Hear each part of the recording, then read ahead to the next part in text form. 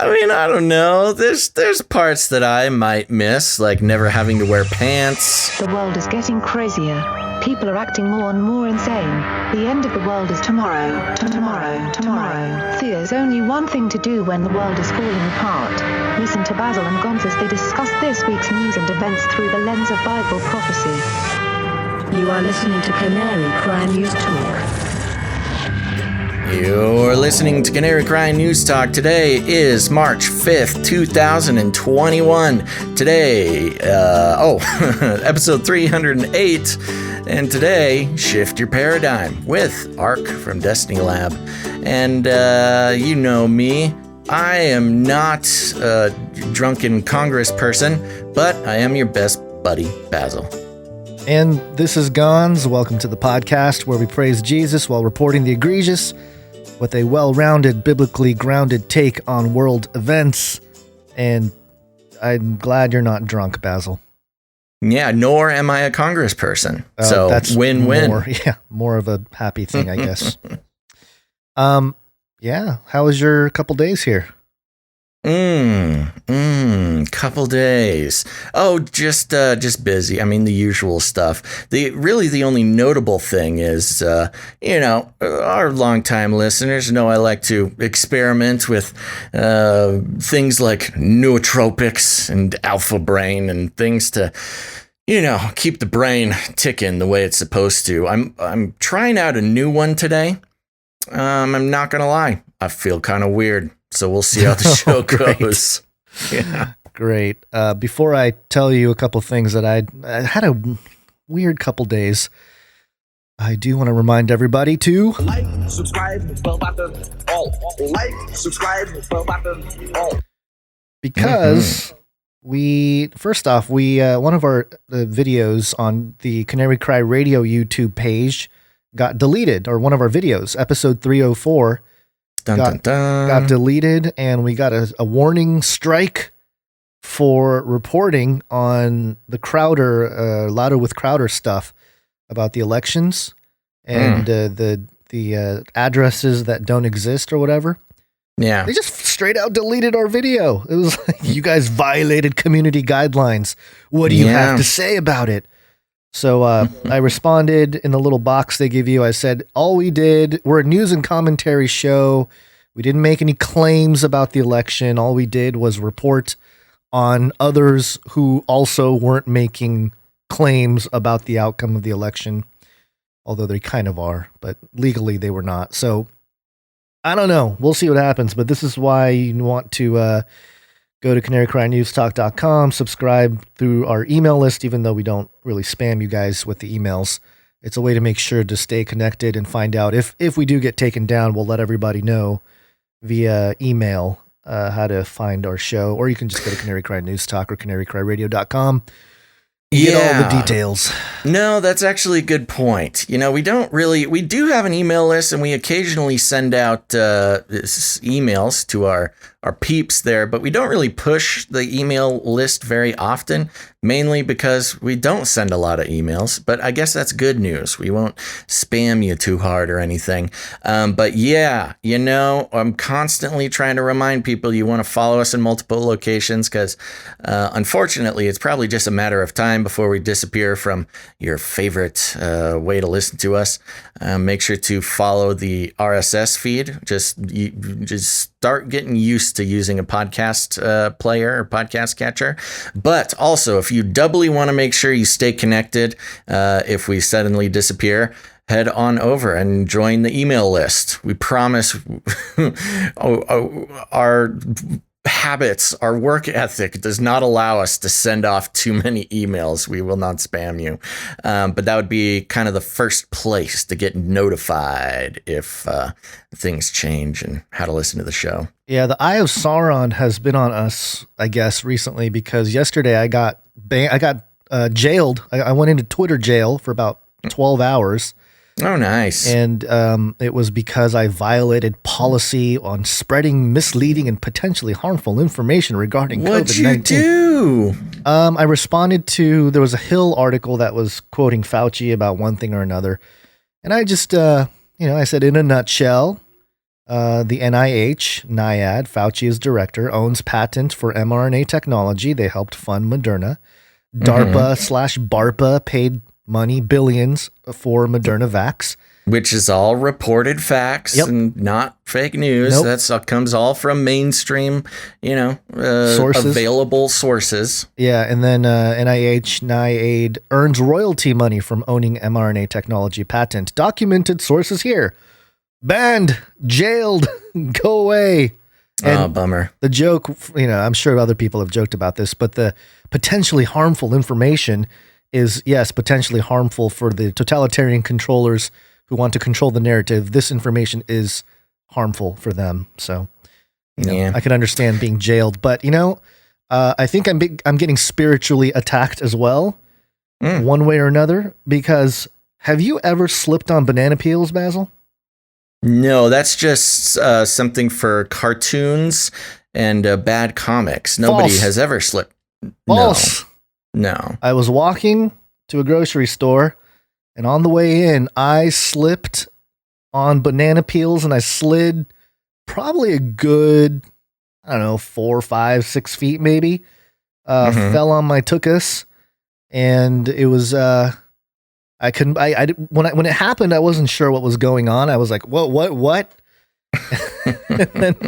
and I realized, once I lost my balance and I went down, I just went down and I slid for a while. So I was like, what is this? Did I hit ice?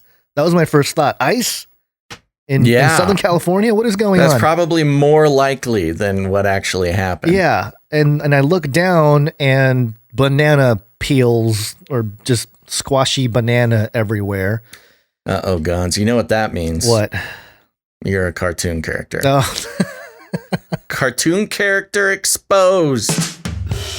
And I looked down at my leg, and it wasn't too bad. A little scratched up. My shoe was completely covered in banana. So there's that. That was fun. Oh, that's the worst. Yeah, and my whole backside was covered in banana. These are my my cool shorts. Covered in banana afterwards, for those of you watching on the live stream there. I walked into the store. I must have looked like an insane person. It's like, like a cartoon character. Like a cartoon character, yeah. But I couldn't believe it. And actually, there was a little kid there. The guy that rounds up all the carts from the parking lot? Sure. He was like, you okay, man? I was like, yeah, I'm fine. Why is there a big pile of bananas on the street? And he's like, oh, let me get you some napkins. He got me some of the wet wipes. Actually, it wasn't even napkins. And I think he was a little freaked out, because he wasn't sure, like, am I going to sue them or whatever? But I was just kind of like, look, hey, guy, just clean it up, okay? Make sure nobody else slips on the bananas there. Cause, hey, cart boy. Yeah, cart boy. Do your joy. I mean, your job. I don't understand how, like, what happened? What happened here? What do you think is the theory? Did somebody set this up? Do you think somebody just dropped bananas? You got punked, man. I got punked. Where's Ashton Kutcher? What you forgot to do is look around, because if there was a man in a gorilla outfit... It was the vaccinated ape. There's cameras involved, yes. It was the vaccinated ape playing a trick on me. Oh, yeah. Well, we'll certainly get into that. The vaccine has increased their intelligence and their lust for hijinks. Apparently. Anyway, that's... I have a quick question, Gons. Sure. Ever since we mentioned it, I've been trying to figure out how to join the newsletter, and I don't know how to do it. It certainly can't be easy for somebody else. Are you talking about the email list? Yeah. Okay, you go to Canary Cry News Talk, and you scroll down. Let's all do it together. And Canary. Yeah. Actually, because I was over there, I didn't see it. There is a thing. There's a little trick. Maybe I do need to fix it, because you scroll all the way down, you'll see it. Join email list, and then more episodes will pop up, and so it's just you gotta catch it really quick. Yeah, you gotta jump on it. Or we should probably make that a little easier. Or if you just click into an episode, like any episode, it's more of a static page, so you can just click into an episode and scroll all the way down, and it won't start running away. Type in your Okay. email address there and hit subscribe. Well, there you go, folks. Head on over to canarycrimenewstalk.com and join the email list. Like you said, if you want to play a fun game of cat and mouse with the sign up, you can try to scroll down to the bottom of the main page or just go ahead and click into an episode. We'll make that a little easier for those who don't want to make it into a game. Yeah. Okay, well, sounds good. Sorry about your bananas. Sorry about your shorts, Gons. I'm good. I'm okay. A little scrapped up, but I'm okay. And today we're going to have Ark from Destiny Lab. He'll join us on the second half of the show. So look out for that. We got some good stories to cover with him. But for the first half, we're just going to go through a normal type of show here. So yeah, let's do it. And because it is a normal type of show, let's go ahead and talk about Flippy. Flippy update. Do you want fries with that? Okay, if you're new to the show, here's what's what. Flippy is the colloquial name for the disembodied robot arms that are taking our jobs, enslaving our children, and flirting with our spouses. We use talking about Flippy as a proxy conversation to explore all the new and exciting ways that robots and AI are taking over the world, and there's nothing we can do about it. Now, today, folks, sorry, Flippy, take a knee, Flippy. Today, we're talking about Spot, and of course, our listeners know Spot is the Boston Dynamics yellow robot dog. Famously, Jeff Bezos, his best friend, is a robot dog named Spot. And Boston Dynamics, and more recently, DigiCuomo, the police dog, the robot police dog being used by the NYPD, where they exclaim passionately that DigiCuomo is not yet armed and dangerous. Well, that's good. Yet being the operative word. But Gons, keep those women safe. It's not far. What? Nothing. It's not far off. Because today, I'm taking a story from robotics.news. Headline: Watch live. Boston Dynamics Spot robot goes on rampage with paintball gun. That's right. Let's see here. Oh, this is a crazy thing. Oh my gosh. So it starts with the updates. I don't know if I want to start with the updates. A company called Mischief has been responsible for the most absurd viral stunts and products throughout the internet. Their products range from a squeaking rubber chicken bong for smoking weed to Nike sneakers filled with holy water to a YouTube channel dedicated to a man eating mayonnaise. Mischief's latest stunt debuts Wednesday, February 24th. This is a little bit old. Beginning at 1300 Eastern Time, the company allegedly bought a Boston Dynamics Spot robot and mounted a paintball gun to it. You know, see, that's weird. I don't think you can buy Spot. I think you have to lease Spot. So maybe this was a black market Spot. No, you can buy Spot. Can you? Did they open up the options? We reported on it, didn't we? It was like $70,000. Yeah, they were doing it just as a lease originally. But anyways, tomorrow's live stream event will allow attendees randomly selected to control the dystopic robot for 2 minutes. Those selected will be able to shoot a .68 caliber paintball gun mounted to spot and aim at anything in an unknown art gallery for 2 minutes. To summarize the company's manifesto, it said, quote, "See Spot kill. Spot is an empathy-building tool because cute and approachable." Here's the manifesto. See Spot run. It tops out at a blistering 3 miles per hour. See Spot roll over. Spot is an empathy missile, shaped like man's best friend and targeted straight at our fight or flight instinct. When killer robots come to America, they will be wrapped in fur carrying a ball. Spot is Rob Reinhardt's ideal pet. It never poops. Good boy, Spot. Everyone in this world takes one look at a little Spot and knows this thing will definitely be used by police and the military to murder people. And what do police departments have? Strong unions. Spot is Employee of the Month. You never need to union bust a robot, but a robot can union bust you. The manifesto continued, quote, Boston Dynamics and they hated this idea. They said the robotics company even offered them 2 free robots to call off the event. Quote, see Spot kill. Spot is an empathy building tool because cute and approachable. We talked with Boston Dynamics and they hated this idea. They said that they would give us another 2 spots for free if we took the gun off. That just made us want to do this even more. And if our Spot stops working, just know they have a backdoor override built into each and every one of these little robots. See Spot fall over and freak out. Quite an experience to live in fear, isn't it? That's what it is to be a slave. Our saving grace. Spot is evil, but not very good at its job. Okay. Yeah, I know. It's very interesting. Now, hold on. There's a little bit more. Okay. Boston Dynamics wasn't thrilled with the stunt. They released this statement last week. This is a statement released on the Boston Dynamics Twitter page. I will open it directly from Twitter here, if the internet can go. Thank you very much.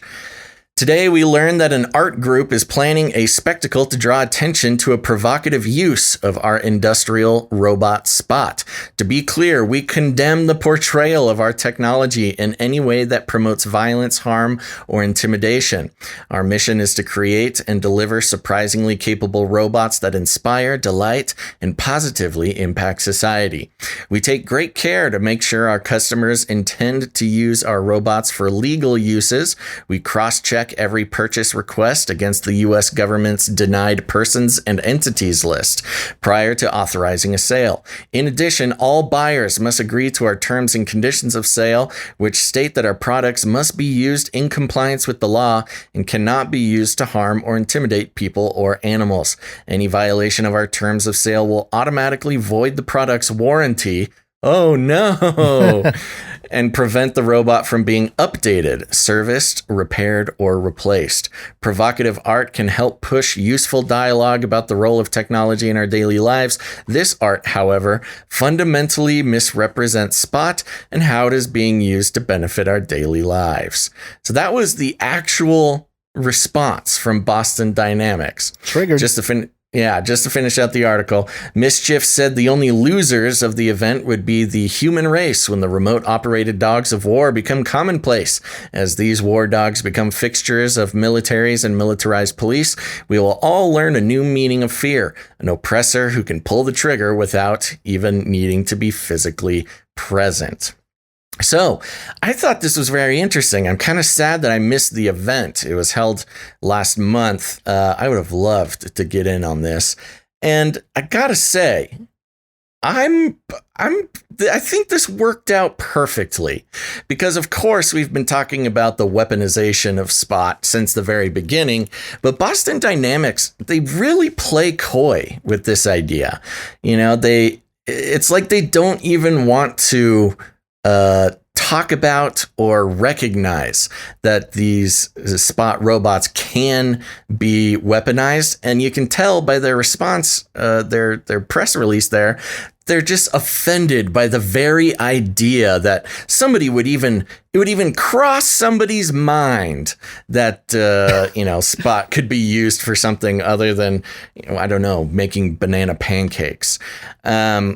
And so, I don't know anything about this Mischief little collective here, but I really enjoy how they triggered Boston Dynamics, showed them for what they are, and you know what? They brought a lot of attention to the fact that it's only a matter of time. A mischievous art collective can weaponize these robots, then certainly anybody else who purchases one could do the same.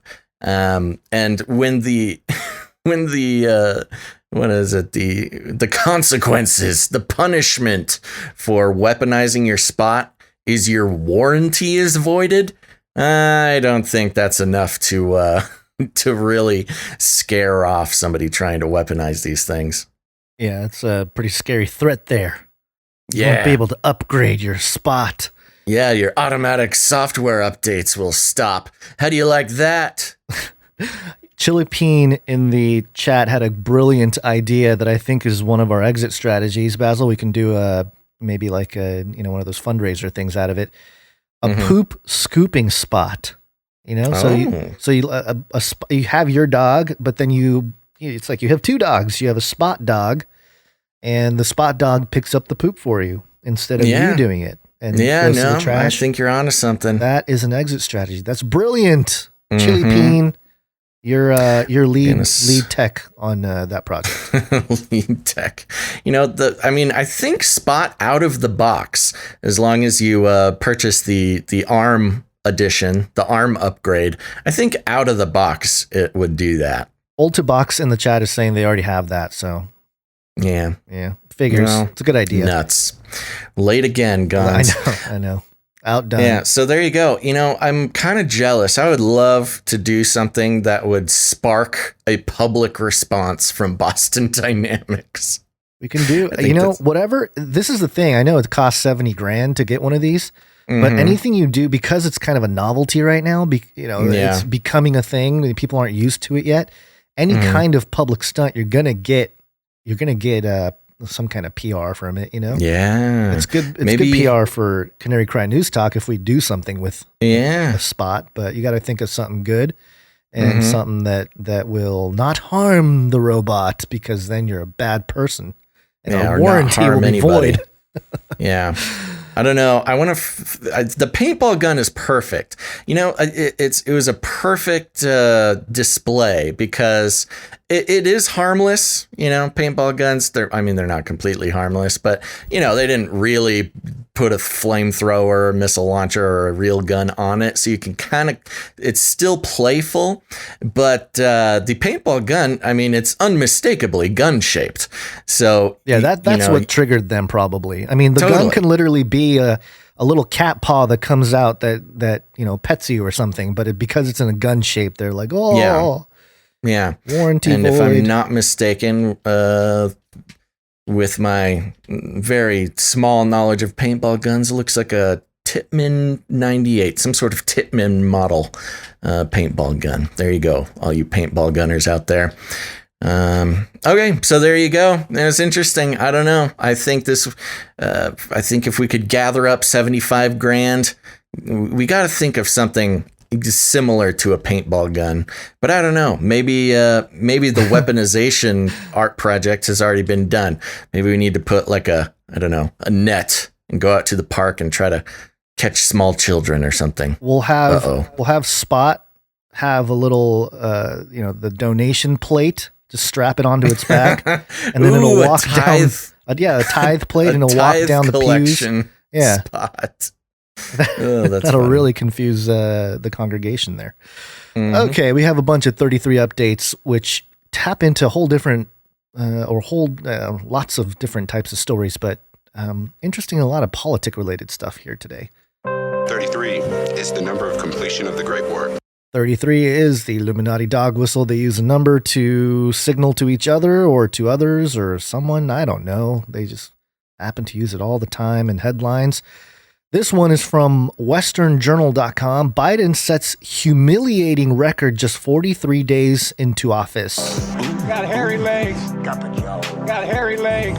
President Joe Biden, whose administration vowed to bring transparency to the White House, has shattered a century-old record for consecutive days without facing reporters alone or holding a solo news conference. That information was widely reported by CNN White House reporter Kevin Liptak, who noted that within the last 100 days, no other American president has gone longer than 33 days after an inauguration without a formal media briefing. Yeah, interesting. He hasn't gotten up and done a formal media briefing at all, right? Well, wasn't that I guess not an in-person media thing. He did do that live stream where they shut the live stream off. Is that considered a public briefing? I don't think so, because Well, I don't really know. Does it define that? I think the official media briefings are when he goes into the actual press room and answers questions. And as we saw on that, I don't think we have the clip, do we? We don't, but we can pull it up. Yeah, it's I mean, just it'd be pretty easy to pull up. Yeah, we didn't add it as part of the show, but might as well while we're on the topic. So there's been a couple of these live streams. The White House has been doing a lot of these live streams, but has not let Biden into the official media, the press briefing room. And I think it's because they don't want him to answer any questions, because, of course, he can't answer any questions, as is evident by one of these live streams that he did. Yeah, let me see if I can pull it up here. I think this is it. All right, here we go. This is the video clip. Let's watch. Oh, it's on Rumble. Oh, come on. Give me the actual video. Twitter. Did they scrap it on Twitter? I mean, I wouldn't be surprised. Let's go under it the was video floating around tab. Twitter. That's when I saw it. Yeah, I mean, it's easier on Twitter because... While you look for it real quick, just because I saw some questions in the chat, we did announce the silver giveaway winner last episode, but William M., if you're out there, I sent you a message. You gotta get back to us, buddy. I don't know. We've never had a giveaway winner not respond. So if you're listening to the show, William M., check your messages. I sent you a message. I don't know. We'll have to put some sort of time limit, because if William M., we never hear from him again, we might have to pick a new winner. Yep. Here's Biden finishing his little live stream, and well, here it is. Thank you. And I'm happy to take questions if that's what I'm supposed to do, Nance, whatever you want me to do. And then he's sitting there staring at the camera, and they end the stream. Yeah. Yeah. No, you can't answer any questions, Biden. No, Joe. No answering questions. Yeah. So, very interesting that no other president had gone more than 33 days. It's almost like, the illumined ones were like, it has been 33 days. You must speak or else. But then with Joe, he's like, I'll speak. I'll speak. Come on, man. Just let me answer questions. I'm really good at it, man. I promise. I'm good at questions. Come on, man. All right. So I have face pony soldier. I got more 33 updates here. This one, we have a Cuomo ISO here. I touched inappropriately. Governor Cuomo announces event, arts, and entertainment venues can reopen at 33% capacity beginning April 2nd. Ooh. It's according to governor.ny.gov, trying to get any kind of spotlight off of his allegations there. Me Too, says a few women, but, they don't want to. If it's against a Democrat, then it didn't happen. Yeah, well, interesting how... of course, he's in the heat of battle trying to defend against the fact that he, basically purposefully killed a bunch of elderly people in New York and hid it purposefully again. Lied about it over and over. And then, what better way to distract from that than to have some Me Too allegations come up that you can spend the rest of the month denying, and people will just forget about your murderous rampage. Yeah, but then also open things back up. Earn some points. Get people working again. We need them distracted. We don't need them paying attention to the news. Sitting at home, paying attention to what we're doing, but only 33%. Yeah. Well, also just real quick, while we're on that, we were talking about Texas opening up all businesses, taking away state mandates.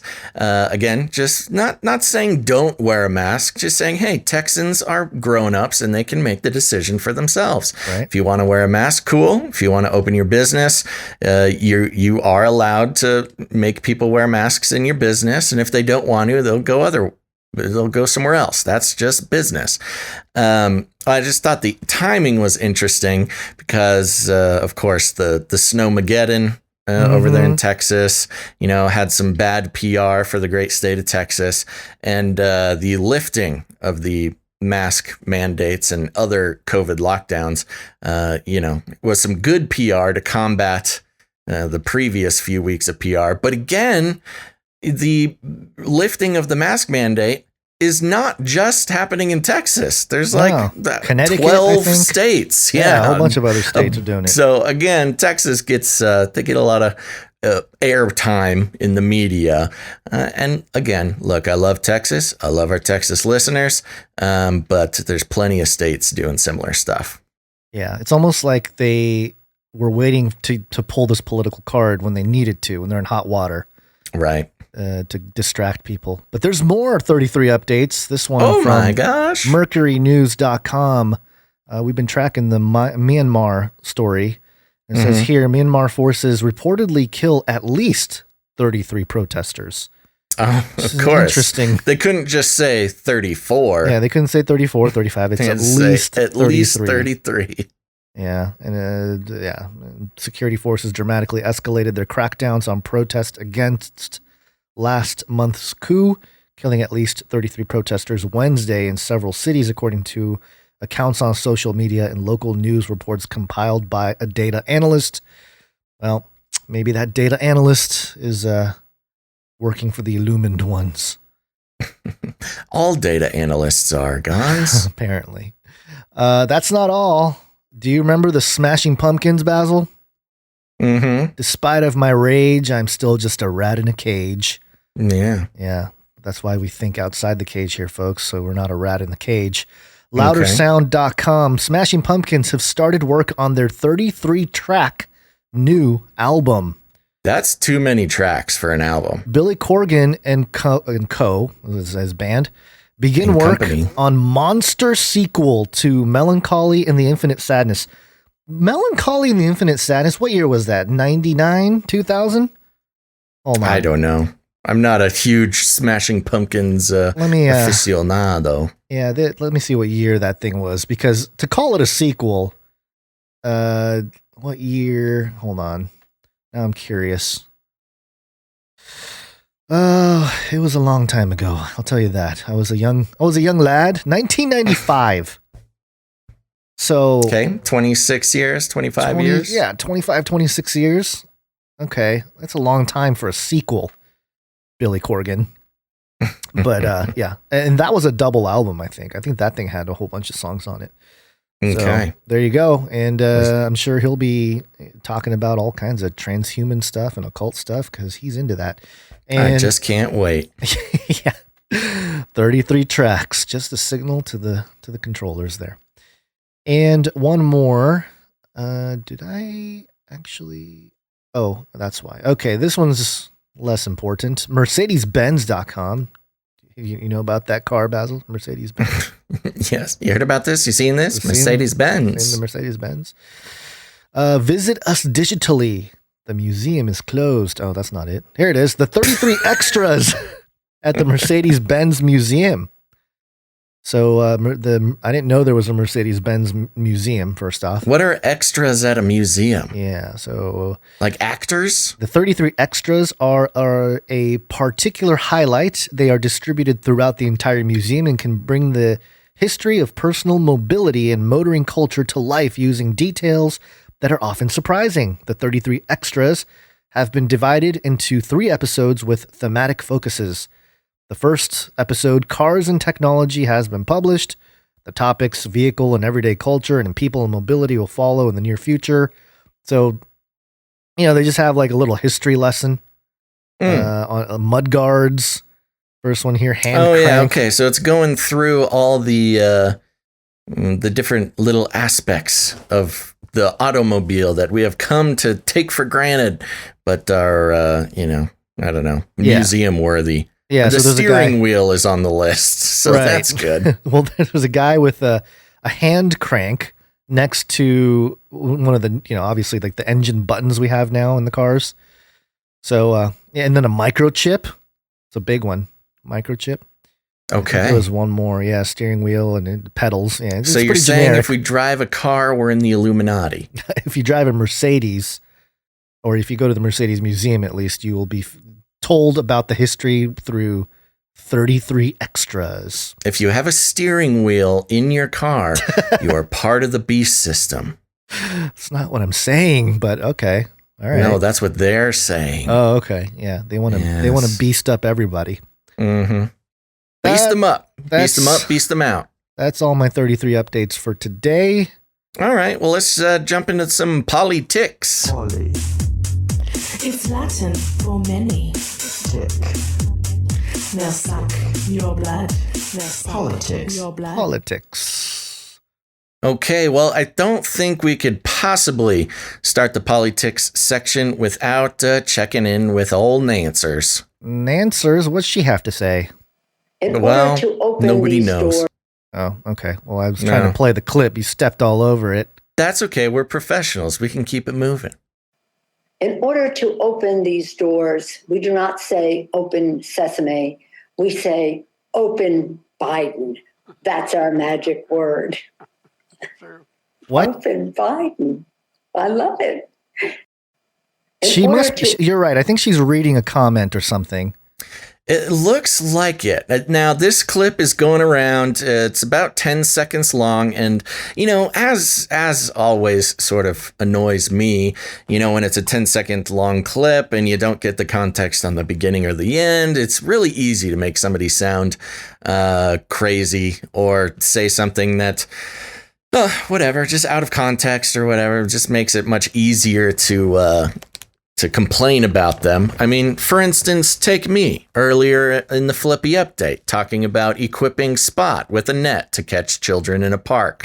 Could definitely be taken the wrong way. Yeah. But so, I actually looked around. I was looking for the longer clip. I cannot find it anywhere, though. It's a live stream on whitehouse.gov, which I guess they've been doing a lot more of recently, apparently. Well, apparently. So if anybody in the chat is able to find the longer clip, I would love to take a look at it. My suspicion is that she is reading like a comment or something going on the live stream. But yes, I don't know how, like, if you don't watch the video, it's really hard to fully communicate how awkward and strange she is. She gets so giddy about it. She reads it and she's like, yee. She has this look on her face. Vibe. Yeah, it's got the vibe of like an old person trying to, and I'll count myself in that group, trying to use the lingo of a more recent generation. It's like me trying to use Gen Z speak. It just doesn't quite work. That door was sus. That man over there was sus. Spot is so sus and lit and shook. Okay. See, it just doesn't work. Yeah. Play it one more time. I want to. Yeah. In order to open these doors, we do not say open sesame. We say open Biden. That's our magic word. Open Biden. I love it. What in the world, dude? It's so weird. And it's not even good. Why do you love it, Nancy? It's not a good thing. It's not clever. It's horrible. Yeah. But it is interesting how the reference being, open sesame being the sort of folklore magic words to open up the I believe it was the door to the thieves' dungeon or something in Arabian Nights. Oh no, my knowledge of fairy tales is falling apart live. Somebody in the chat will help you out. It's something like that. But yeah, open Biden. Ooh, I just love that. And of course, everybody's saying that she's drunk as usual. I don't know. Maybe not. She sure got excited enough to raise suspicions. Yeah, that is something you would get excited about if you're under the influence of another spirit. In reference to I just wanted to look up Biden, the name, the etymology of the name, just because I was curious. I hadn't done it yet. Yeah, interesting. It had never even occurred to me that it might be interesting to do that. But so, according to houseofnames.com, Biden history, family crest, and coat of arms, the Anglo-Saxon name Biden comes from when its first bearer worked as a maker of buttons. The surname Biden is a metonymic metonymic name derived from the Old French word bouton, which means button. Alternatively, the name could have been derived from the Old English by dun, collectively meaning dweller by the down. Whoa. And their crest, their ancient coat of arms, is really fascinating because it is strange. It's got the horns. It's like a knight's armor. It's got the tassels and stuff. That's pretty typical of a coat of arms. But it's got the horns. That really got me. I was like, two whoa. sort of disembodied, some would say devil horns. Maybe somebody wants to call them bull horns or something. But it was strange how it connected to the theme that we identified last episode or 2 episodes ago. It's the year of the bull. Year of the bull. The bull market. You've got the Q shaman with his horns in the Capitol building. And now the Biden name, ancient coat of arms, has horns on it. And being invoked by drunk Pelosi. Open Biden. Like, what? It's so weird. Open Biden. What are you saying, you crazy lady? So yeah, I just thought I would include that because it's. Sure. I was surprised. I didn't think I would find anything really interesting there, but yeah, the horns just keep popping up this year. Yeah, almost like somebody's Biden's just gonna walk out one day. He's just gonna have these gnarly horns. I know. It's crazy. And speaking of gnarly horns, CBSNews.com QAnon shaman claims he wasn't attacking the country. Cue the miserable, cue the desperate. What must I do to convince you people? You're right, Q. Yep. Speaking for the first time from jail, the man known as the QAnon shaman told 60 Minutes Plus correspondent Lori Sagal he doesn't think his actions during the January 6th insurrection at the U.S. Capitol were an attack on the nation. Quote, "No, they were not, ma'am. My actions were not an attack on this country. That is incorrect. That is inaccurate entirely," Jacob Chansley said in an excerpt from the interview that aired on CBS this morning. Video allegedly showed Chansley on the Senate floor during the insurrection, bare-chested and wearing a fur helmet with horns. He was arrested shortly after and now faces up to 20 years behind bars. A judge will hear arguments Friday on whether he should be released from jail before trial. Let's see, what's the... this came out 9 hours ago, so do you think that's happening today? When did it say? QAnon shaman could be on a Zoom call right now with a judge figuring out if he needs to be jailed before his trial or not. This will be interesting. Do they live stream those? Can we just tune in? Maybe. I don't know. What if they started doing that? I mean, Zoom is so unsecure as far as security is considered. A talented cybersecurity hobbyist could probably hack in and watch the Zoom call. Yeah. Continuing, though, describing his actions on January 6th, Chansley said, quote, "Well, I sang a song, and that's a part of shamanism. It's about creating positive vibrations in a sacred chamber. I also stopped people from stealing and vandalizing that sacred place." Again, now we have the QAnon. Yes, now we have the QAnon shaman calling it the sacred place. Of course, it was a little, sure, okay, sacred space. Which, of course, harkens back to when the January 6th incident was happening. You know, the obsession with the temple of democracy, the sacred floor of the Senate, applying this religious language to it, which made a lot of people uncomfortable. But I love this quote. Keep going. Read the quote. He says, "Okay, I actually stopped somebody from stealing muffins out of the break room. And I also said a prayer in that sacred chamber because it was my intention to bring divinity and to bring God back into the Senate." And in this quote, they do capitalize G, God, as in, the Judeo-Christian God, and not some whatever. This is an interesting God they would be describing. It's an interesting mix of, like biblical God with shamanism. Which is a fascinating expose, a picture, I don't know, example of the weird spirituality that was floating around Q. You know, of course, you've got different flavors of Q. You've got the Christian Q, you've got the New Age Q, and of course, this guy being the Q shaman is kind of working with a mixture of both, it seems. Yeah.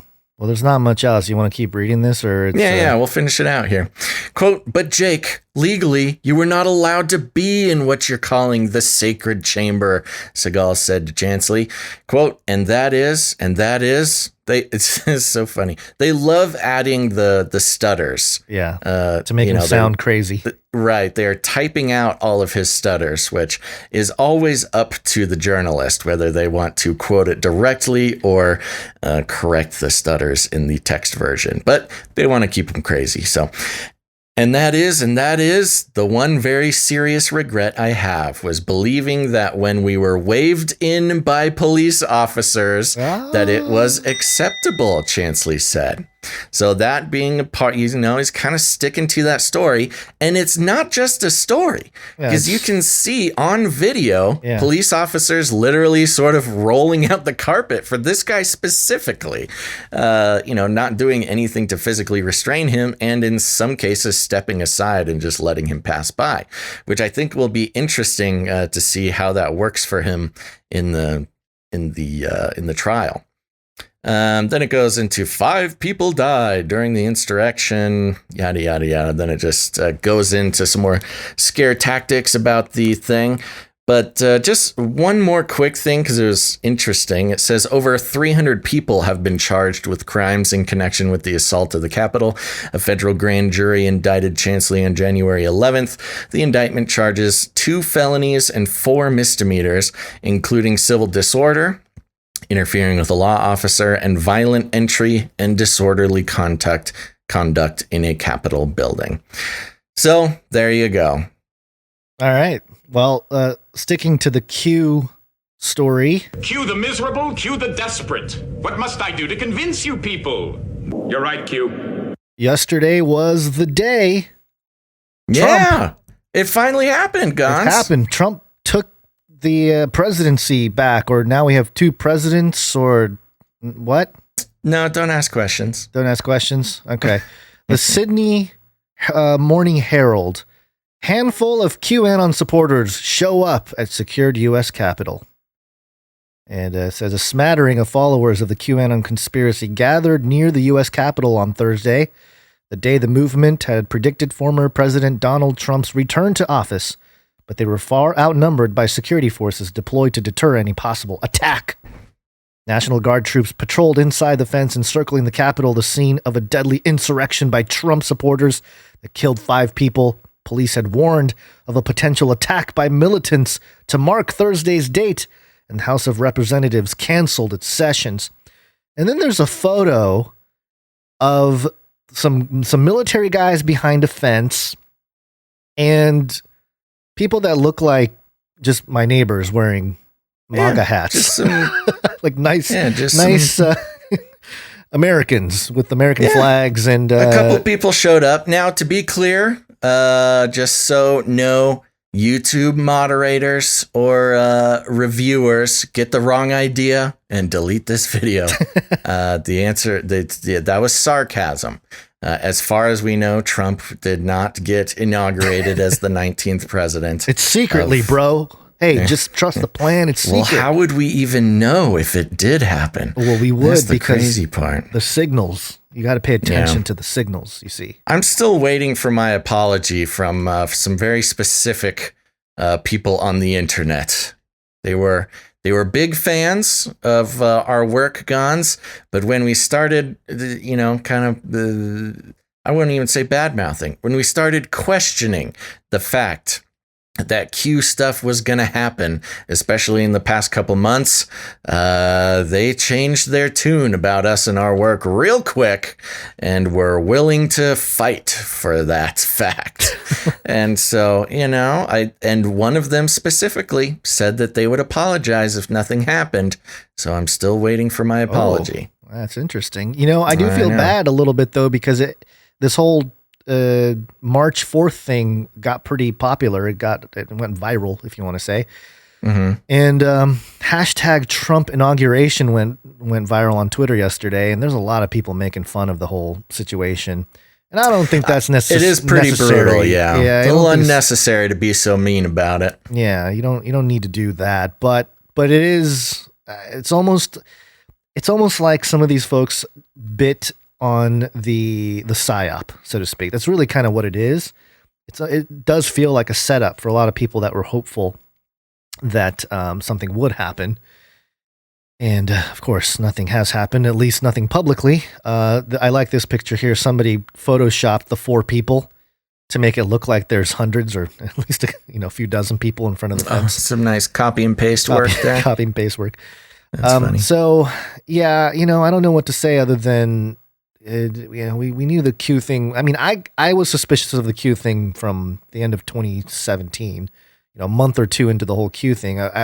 There was probably about a month or maybe not even that, like a couple weeks where I was like, there's something to this. And then I was like, wait a minute, this does not feel right to begin with. Well, there was nothing to it in evidence. It was just interesting ideas. It was an interesting narrative, an interesting timeline that would make for an exciting moment in history, but there was really never any evidence. There was just the carrot on a stick. high profile charismatic people pushing the ideas, and that was taken as evidence. And General Flynn being one of the sort of more public Q hinters, I would say. And he explicitly came out a couple of weeks ago. We played the clip on the show where he's like, no, stop talking about it. It's not real. Stop waiting for it. Nothing's going to happen. So, of course, then Q changed their mind about General Flynn when he said that. But anyways, there you go. Be nice to Q people. It's not something to gloat about. In fact, it's a hard spot, especially when people got extra invested in it, because I think their hearts are in the right place. They just wanted to see the right thing happen for their country, and they were holding out hope for what they wanted to happen, and somebody was feeding them bad information through allegedly trustworthy outlets or mouthpieces. And so, we no need to be mean to the Q people. They're dealing with it on their own. Yeah. So, but there you go. As far as we know, Trump is not the 19th president. No Black Hawk helicopters came swooping in to the Capitol building or the White House. Nancy Pelosi is obviously not arrested. In fact, she may be getting hammered and live streaming on her Twitch channel. Who knows? And provoking portals to open with Abraca Biden or whatever she said there. Abraca Biden. All right, that'd be a good show title. Abraca Biden. Abraca Biden. Maybe we'll do it next. Okay, we got a whole bunch of vaccine updates. Vaccine. A pandemic special. And this first one here. Okay, what is this? All right, this is yougov.co.uk. They took a poll. Yeah, YouGov. They took a poll. Do you think you will or will not miss any aspects of lockdown when it's over? Ooh, and good Q. Good. Ooh, Q. You triggering people. Uh-huh. And 9% said, I will miss many aspects of the lockdown. 6% said, don't know. 39% said, I will not miss any aspects of lockdown. And the leading answer, 46%, said, I will miss some aspects of lockdown. What aspects do you think they'll miss, Basil? That's a lot. That's almost half the people that are like, we'll miss some things about the lockdown, like being imprisoned in our home and wearing sweatpants all day or something. I don't know. I don't know. There's parts that I might miss, like never having to wear pants, having an excuse to never have to, go to a meeting or something like that. Certainly, certain people out in the world that, having a good excuse to never see again. That was nice. That's it though. That's all I can think of. But what lockdown has taught me is I can make those decisions for myself. I don't need the government to tell me when I can't wear pants. Oh, quick, open it back up. This yougov.co.uk is an interesting place. Well, Gons, before we move on, what about you? Are there any aspects of lockdown that you will miss? Not really. I mean, you and I, especially, our lives were kind of from the house type of lives anyway. We didn't really, at least for me, I didn't go out too much anyway. I'm not jumping around and doing things. Although, no, I don't miss any. One thing I will miss, traffic. I live in Southern California. You will miss traffic. No. I will miss not having the traffic. No traffic. Yeah. And there you go. I noticed even more recently when I go out and drive, people forgot how to drive or something. They're just crazy. They're mad on the road. So I don't know. I've noticed that too. Drivers are a lot worse now than they were before the lockdowns. Yeah, it's like they get angrier faster. It's like they sat at home and played what is it? That game. I'm so hip that I forget the game. GTA, thank you. Grand Theft Auto. Yeah, they played Grand Theft Auto for 6 months and then they're like, "Oh, got to get in a real car." And I think that's an actual possibility. People's patience for the public, I feel, has gone down dramatically. Yeah, wouldn't be surprised if that was a thing. Well, this yougov.co.uk is an interesting site. We actually, I don't know if you remember, we actually reported on this site when it started. I believe it was a few years ago. Yeah. Or at least when we heard about it, where they're trying to bring democracy, bring government decision making straight to the people, with a website that there's just thousands and thousands of polls that you can answer, and then allegedly lawmakers can look at this and get some good advice on how to do their job, which they don't seem to be taking. But and at the bottom here, next to, on the next question is, do you think those have, okay, hold on. Do you think those have been vaccinated should no longer be subject to COVID-19 restrictions, e.g., having to stay home, having to wear masks, etc.? Or should everyone still be subject to the same COVID-19 restrictions until most people have been vaccinated? So to put it simply, hey, they're asking the public, should vaccinated people be given more freedoms? Or does it matter? Should they be just as locked down as everybody else? And the first option, those who have been vaccinated should not be subject to any more COVID-19 restrictions. Yeah. Yeah, this seems right. I mean, that's the whole point, isn't it? Hasn't that been the whole point the whole time? Get vaccinated and get your freedom back? Yeah, that was the alleged narrative. Yeah. Only 12% of people think that vaccinated people should be free. Yeah. And the second option is everyone should be subject to the same COVID-19 restrictions until most people have been vaccinated. 79% of people are just like, nope, if you get the vaccine, you should just be locked down just like the rest of us. No freedom for you. Yeah, it really shows this, I don't know. It's it's the snitch culture, even if you are vaccinated, I want you to be locked down just like me. Yeah, that is very weird. And it's like a vengeful feeling to it. Vengeful. And also, I don't know. It's almost like they don't want. Yeah, vengeful's right. They love the slavery. Yeah, what's the word I'm looking for? The Stockholm syndrome. Thank you, Larry M in the chat. That's what I'm thinking. Yeah, that they're almost like they like their captivity. They're like we like it And not only did they like their captivity, but they like other people's captivity. Right, and we don't want anybody to be free until we're all jabbed, I guess. Yeah, or even maybe after that. Who knows? Yeah, the next question will be, do you think after everyone is vaccinated that we can go back to normal life? And 90% will say, no. No. Stay inside. Don't make me go back to the office. Stay inside. Okay.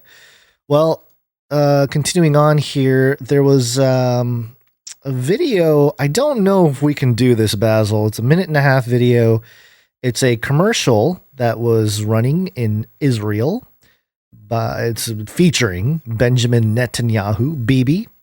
It's an ad that targets vaccine skeptics, and they mock the vaccine skeptic. And I would like to play it, except it's all in Hebrew, and I don't know how many people would understand what's going on here. It is captioned, so if you're watching, I guess you could. Did you want to try to do a role play here? It's kind of hard to do. You know, I was thinking the problem is that you and I can't have a synced up video. It at the same time. Yeah, that's the thing. But basically what it is it's Benjamin go ahead. I'm just going to play it in the background so people can watch. Okay, sounds good. Benjamin Netanyahu, he is on a megaphone. He's trying to tell everybody, get the vaccine. It's all good. It's safe. We're all going to get the vaccine. And then a man dressed as a clown comes up and asks a fairly benign question. Let me wait for it to come up here. What exactly does he say? He says he's afraid of the vaccine, and then he asks what's in it. What's in those vaccines? Yeah, so asking innocent question. This man is being portrayed as a clown for just asking what is in it.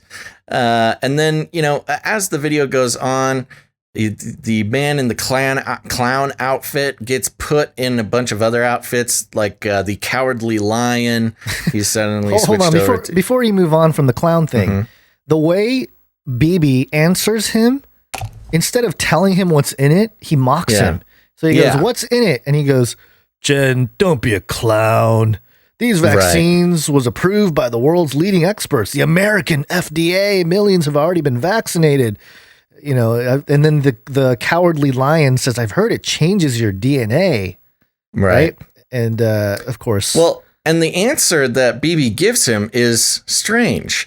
He says, cut the wagging. Yeah, I got it here. The vaccine's purpose is to attack the virus. No. Which is not... This is not how the vaccine works. The vaccine itself does not attack the virus. And just like any other vaccine... Liar! No, that's not it either. That's false. Yeah, it is. It is explicitly not like any other vaccine. This is false. Yeah. So anyways, that just kind of is how it goes throughout the whole thing. I don't know if we need to go line by line, but so yeah, basically the clown man gets put in all these insulting costumes for basically asking normal questions. The keyboard warrior is the most interesting one because it's a guy in like a weird silver thing. He's got keyboards on his shoulders. And he asks, why vaccinate everyone? What's your interest? You want to implant a microchip?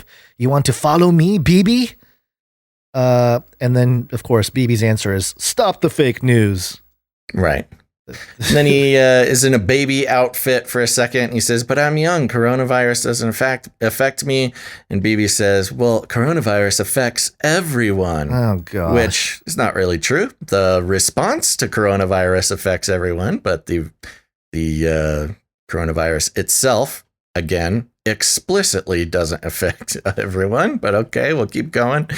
And then, of course, it goes into you'll kill your grandma, you'll kill your grandpa, there's your parents. They mentioned green passport. And then it says, yes, plus you'll get a green passport. Oh, good. I want to get vaccinated so I can get my green passport.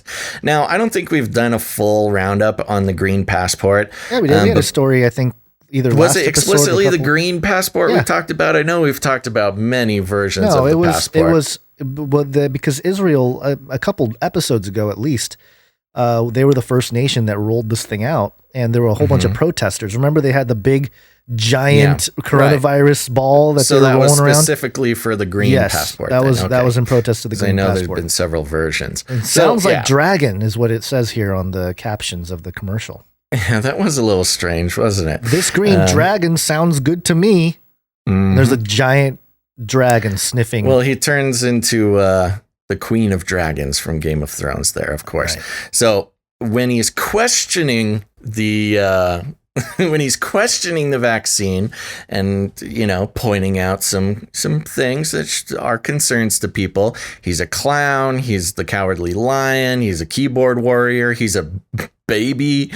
But then when he says, this sounds good, he turns into Daenerys, the Dragon Queen. So there you go. If you want to, if you get your vaccine and your green passport, nothing wrong with joining the beast system and making friends with the dragon. I would say that this is explicitly state-sponsored propaganda machinery.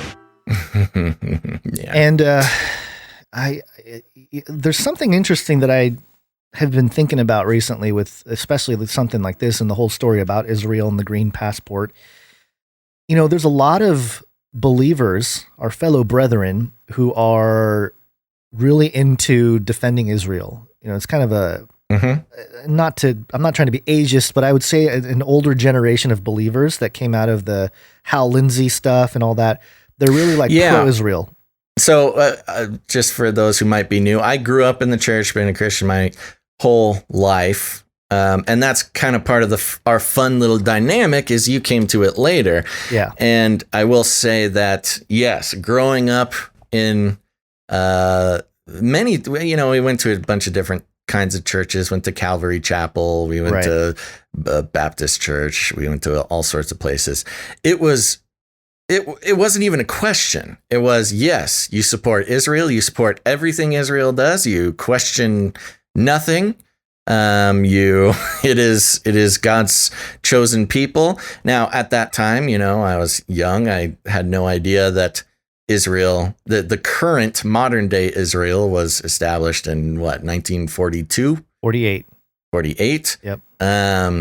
So, I just kind of took it for what it was. I would say it's a fundamental building block of a certain generation of American Christians.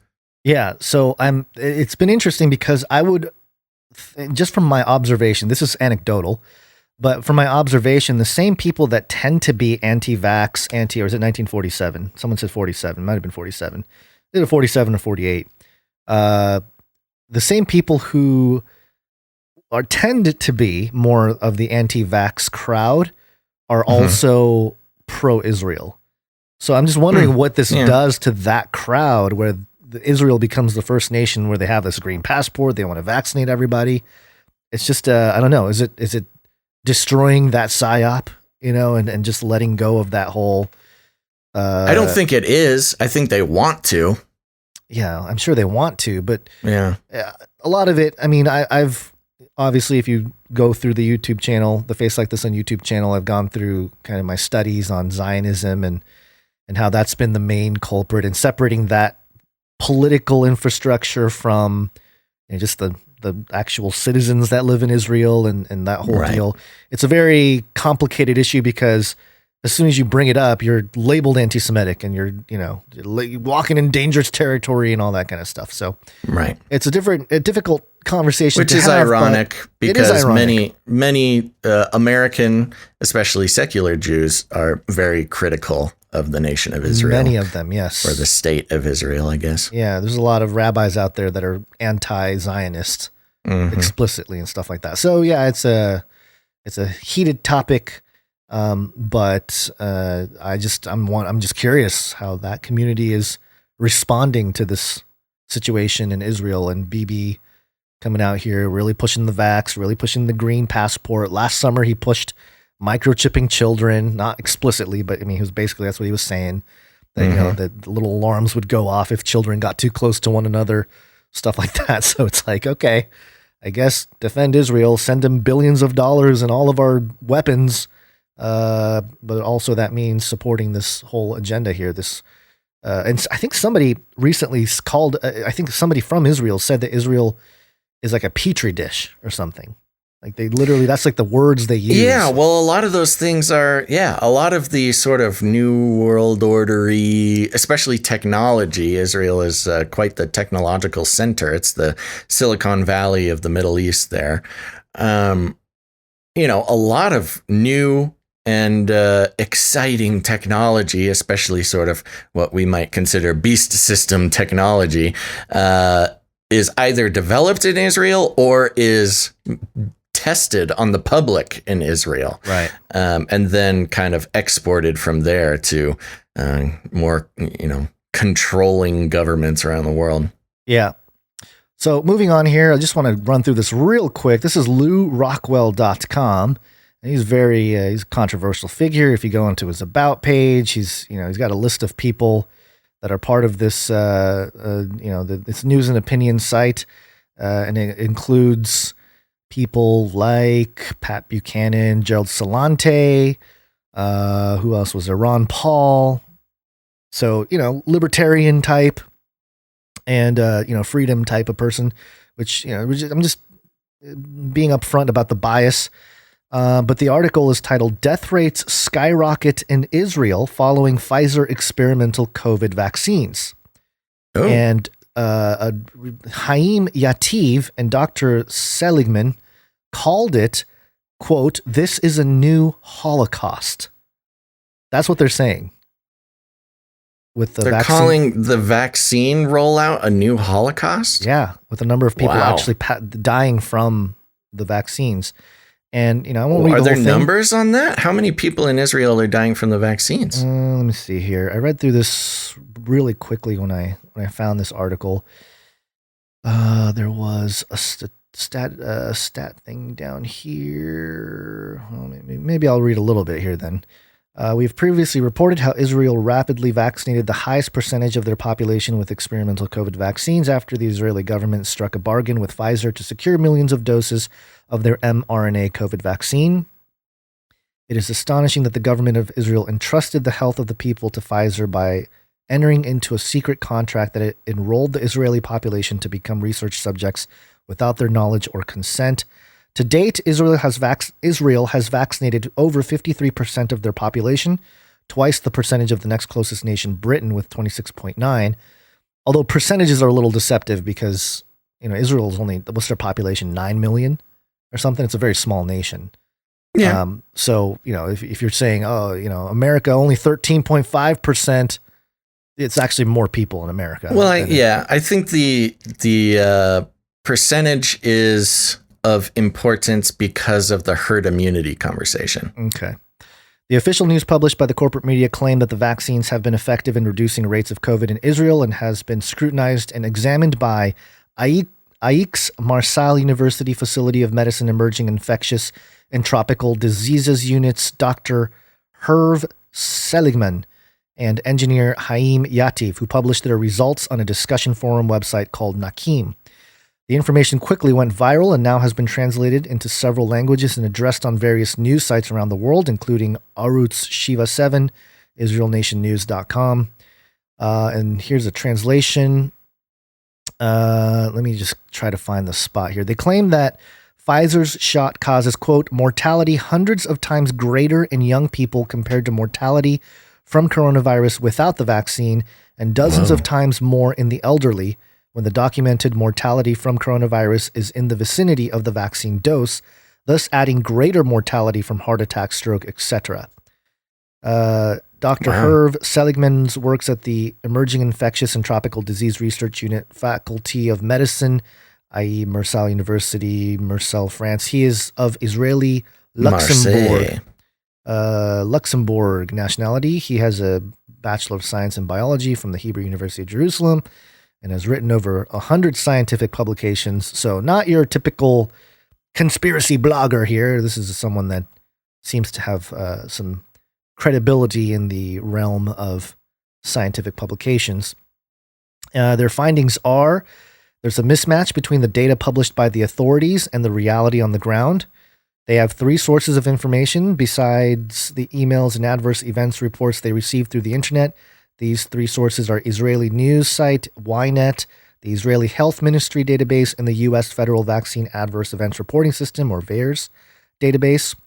In January 2021, there were 3,000 records of vaccine adverse events, including 2,900 for mRNA vaccines. Compared to other years, mortality is 40 times higher. On February 11th, a Ynet article presented data relating to vaccination. The authors of the Nakim article claimed to have debunked this analysis based on data published by Ynet itself. Quote, "We took the data by looking at mortality during the vaccination period, which spans 5 weeks. By analyzing these data, we arrived at startling figures that attribute significant mortality to the vaccine." The authors say, quote, vaccines have caused more deaths than the coronavirus would have caused during the same period. Those are bold claims. Haim Yativ and Dr. Seligman declared that for them, quote, "This is a new Holocaust in face of Israeli authority pressure to vaccinate citizens." So, and it's interesting too. This is a guy in Israel saying this. Yes. An Israeli guy. Mm-hmm. Yeah. It's interesting because, of course, in America, every white kid who watches CNN will call something a Holocaust left and right. Right. But, when an actual Israeli says it, that's a little bit more serious. It's got a little more punch to it. Got to bury it. Got to put Cuomo out there and some allegations. Keep people distracted. Right. Yeah. But that's pretty troubling. And it's another one of those examples of science is not, it's not truth. There is no consensus amongst those who do science. Yeah, it's not a belief system. Yeah, the problem is when science is being treated like a belief system, we call it scientism. Right. And the problem is when science, quote unquote, science is treated like a belief system, then you get orthodoxy and unorthodoxy. And the unorthodox are heretics. And the orthodox, they get to, as long as they say the right thing, believe the right thing, which is whatever the high priest of CNN tells them to believe, then they're good. Yeah, and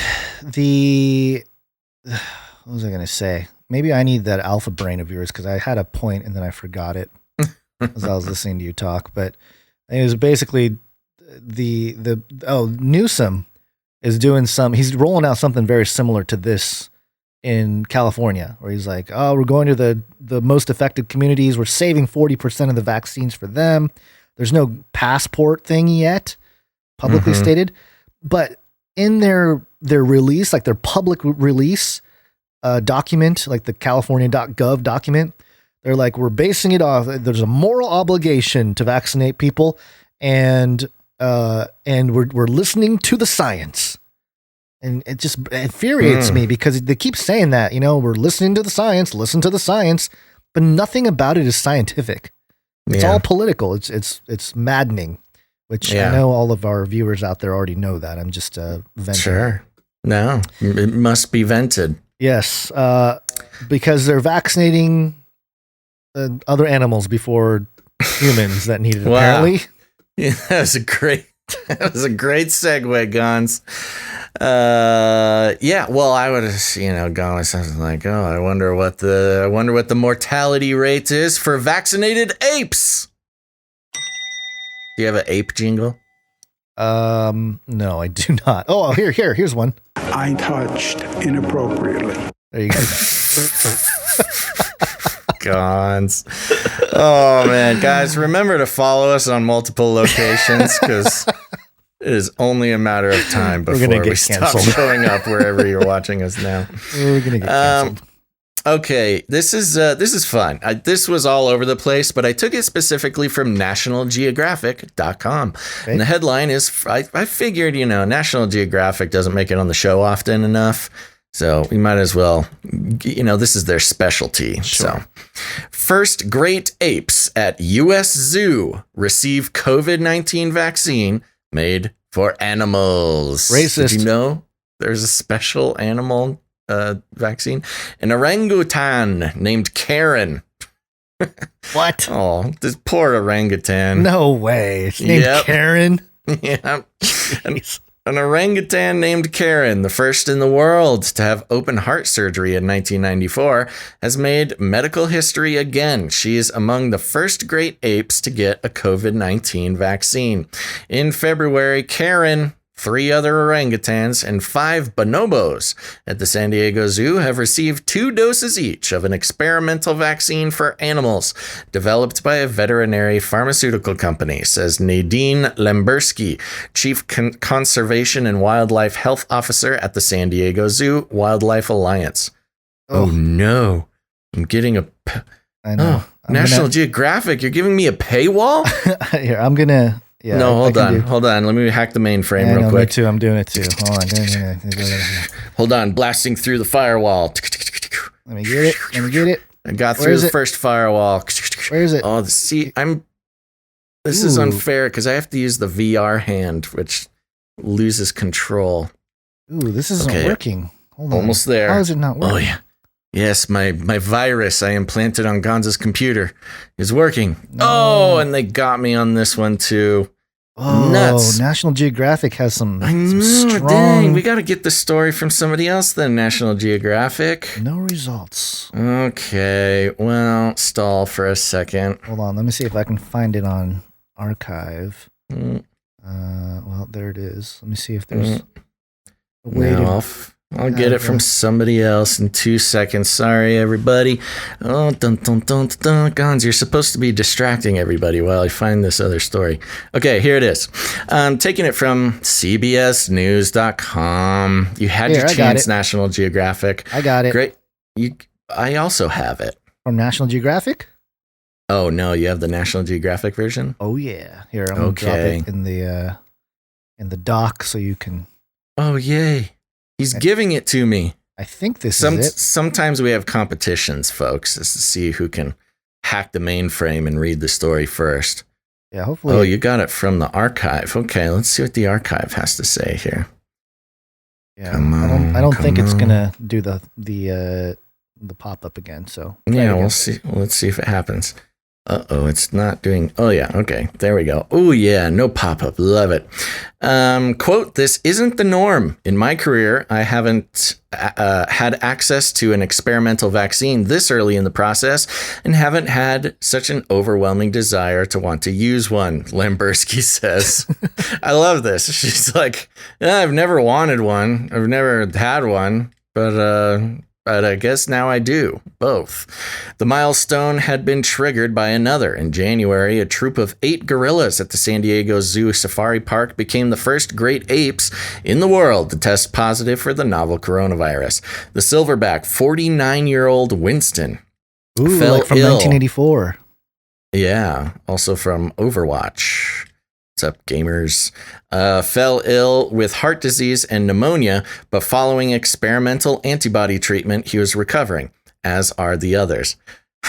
So these gorillas got experimental antibody treatment that human beings, I guess maybe Trump got the same antibody treatment. It worked on apes, President. Sounds like a remdesivir. There is that thing about how Trump loves apes. Stick it in. Gorillas. We're in a new age. These gorillas are so strong, like me. Globally, infections have also been confirmed in tigers, lions, minks, snow leopards, cougars, and ferrets, dogs, and domestic cats. But the fact that great apes are susceptible to the SARS-CoV-2 virus has scientists especially concerned. Fewer than 5,000 gorillas remain in the wild, and because they live in close family groups, researchers worry that if one caught the virus, the infection might spread quickly and imperil already precarious populations. How would a gorilla catch the coronavirus? He goes to China and buys something he's not supposed to. He eats a bat. He goes or maybe a researcher didn't wear their mask. More than a year into the pandemic, there's still little known about how the virus affects animals. In many cases, the veterinary community must rely on the limited data sets, learning that what it can from individual cases and sporadic outbreaks in a handful of species. After the first dog tested positive for the virus in Hong Kong in February 2020, veterinary pharmaceutical company Zoetis began developing a COVID-19 vaccine for dogs and cats. By October, it had confidence it was safe and effective in both species. Lamberski was already in touch with Zoetis following the vaccine's development when the safari park's gorilla troop tested positive in January. Though the vaccine had only been tested on dogs and cats, she decided it was worth the risk. Between the safari park and the zoo, she and her team care for 9 gorillas, 8 bonobos, and 5 orangutans, all potentially vulnerable and all spending significant time in indoor living quarters, where the spread of disease is more likely.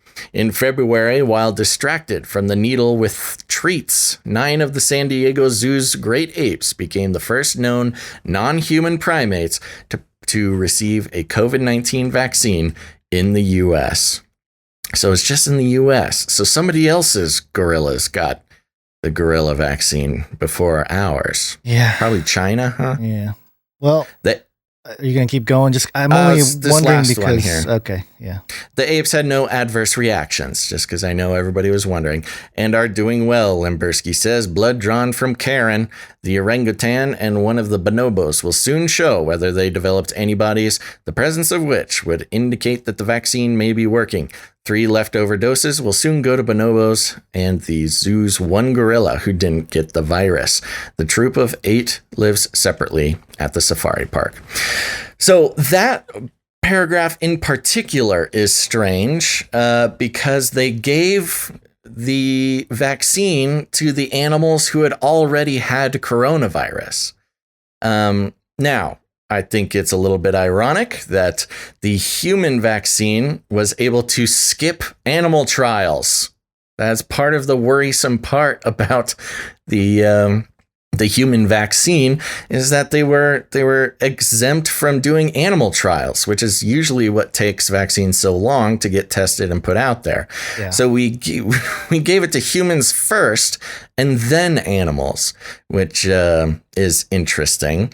Then also they gave these vaccines to animals that had already had the coronavirus, which is, do we have the source on that, referring to those who have already had the coronavirus and get the vaccine tend to have much more severe side effects? I don't know. I don't think I can't remember it. So okay, well, I'll look for the source on that. But that was something that was written up a little while back, was those who had already had coronavirus and got the vaccine were experiencing way more troubling side effects because their body had already developed a response to coronavirus. And then when they got the vaccine, it kind of set off a lot of the alarm bells and they were having issues. So that's, I don't know. I just think that's interesting. These zoos are they treasure their great apes. They're like the whole point of having a zoo. But it seemed like, look, I'm just saying, as far as the science goes, the mainstream science, that seems dangerous to just pump all your gorillas who had already had coronavirus with the vaccine. And it was untested. What if it didn't work? What if it killed them? They would have just done it all in one swoop. They would have had 1 gorilla and 1 bonobo left over. And who's going to go to the zoo to see 1 gorilla? Come on. Yeah. This is all leading to the genetic alteration of apes and the Planet of the Apes. They're going to say, oh, we need to cure the apes of coronavirus at the genomic level before birth, and one of the apes is going to be born talking. Yeah, isn't that the exact storyline of the more recent Planet of the Apes? I didn't watch like the prequel remake of it, but yeah, maybe something like that is the Yeah, I seem to remember that was almost exactly what happened. Caesar. But don't quote me on that. Okay, let me jump into this one too, because this one's really exciting, and I think combined with the last story could be really concerning. This is coming from MSN.com. The headline is CDC gives tips on how to survive a zombie apocalypse. Seriously. Didn't they do this years ago, though? I don't recall. Yeah, they gave out like a kind of a joke thing that, survive the zombie apocalypse I think more than a couple years ago, 2016 or something. I'll look it up. You go ahead and read it. Yeah, okay. Yeah, see if you can find something. I'd also like to get the direct CDC source if you have it. Oh, wait, here we go. Yeah, 2018, zombie preparedness, cdc.gov. I think they updated it. Okay, is that what they did? I think so. I have the link right here if you want to look at it. Pop it in there real quick. And I'll. That's the CDC one. Okay, so the article over here on MSN says the Center for Disease Control and Preparedness decided to share how you can be zombie ready in case there happens to be a zombie apocalypse. Quote, wonder why zombie apocalypse, and zombie preparedness continue to live or walk dead on a CDC website? Well, as it turns out, what first began as a tongue-in-cheek campaign to engage new audiences with preparedness messages has proven to be a very effective platform. We'll continue to reach and engage a wide variety of audiences on all hazard preparedness, the CDC said. They want you to be prepared for the zombies, just like you should be prepared for all disasters. And at least that's what they're saying. Quote, there are all kinds of emergencies out there that we can prepare for. Take a zombie apocalypse, for example. You may laugh now, but when it happens, you'll be happy you read this. And hey, maybe you'll even learn a thing or two about how to prepare for a real emergency. A blog post from the CDC website states. So, what do you need to do? Firstly, you need to put together an emergency kit with food and water that could last you a few days before you're able to find a zombie-free camp. And for more tips on how to survive a zombie apocalypse from the official CDC website, click here. Should we see? Do you think that there'll be anything interesting there? No, let's find out. I remembered looking at this thing in like 2016 or something. Yeah, I'm kind of recalling it now. It's probably do a little search on canarycrynewstalk.com. We could pull up our own very special clips, but let's see. Zombie preparedness products. This is on the CDC website. There's the zombie preparedness blog, zombie preparedness for educators. Zombie preparedness poster. Okay. Oh, they even have a graphic novel. Yeah, this is all PR to get CDC out there more. Come on, CDC. I just How remember... much more PR do you need? You got Fauci running around screaming your name all the time.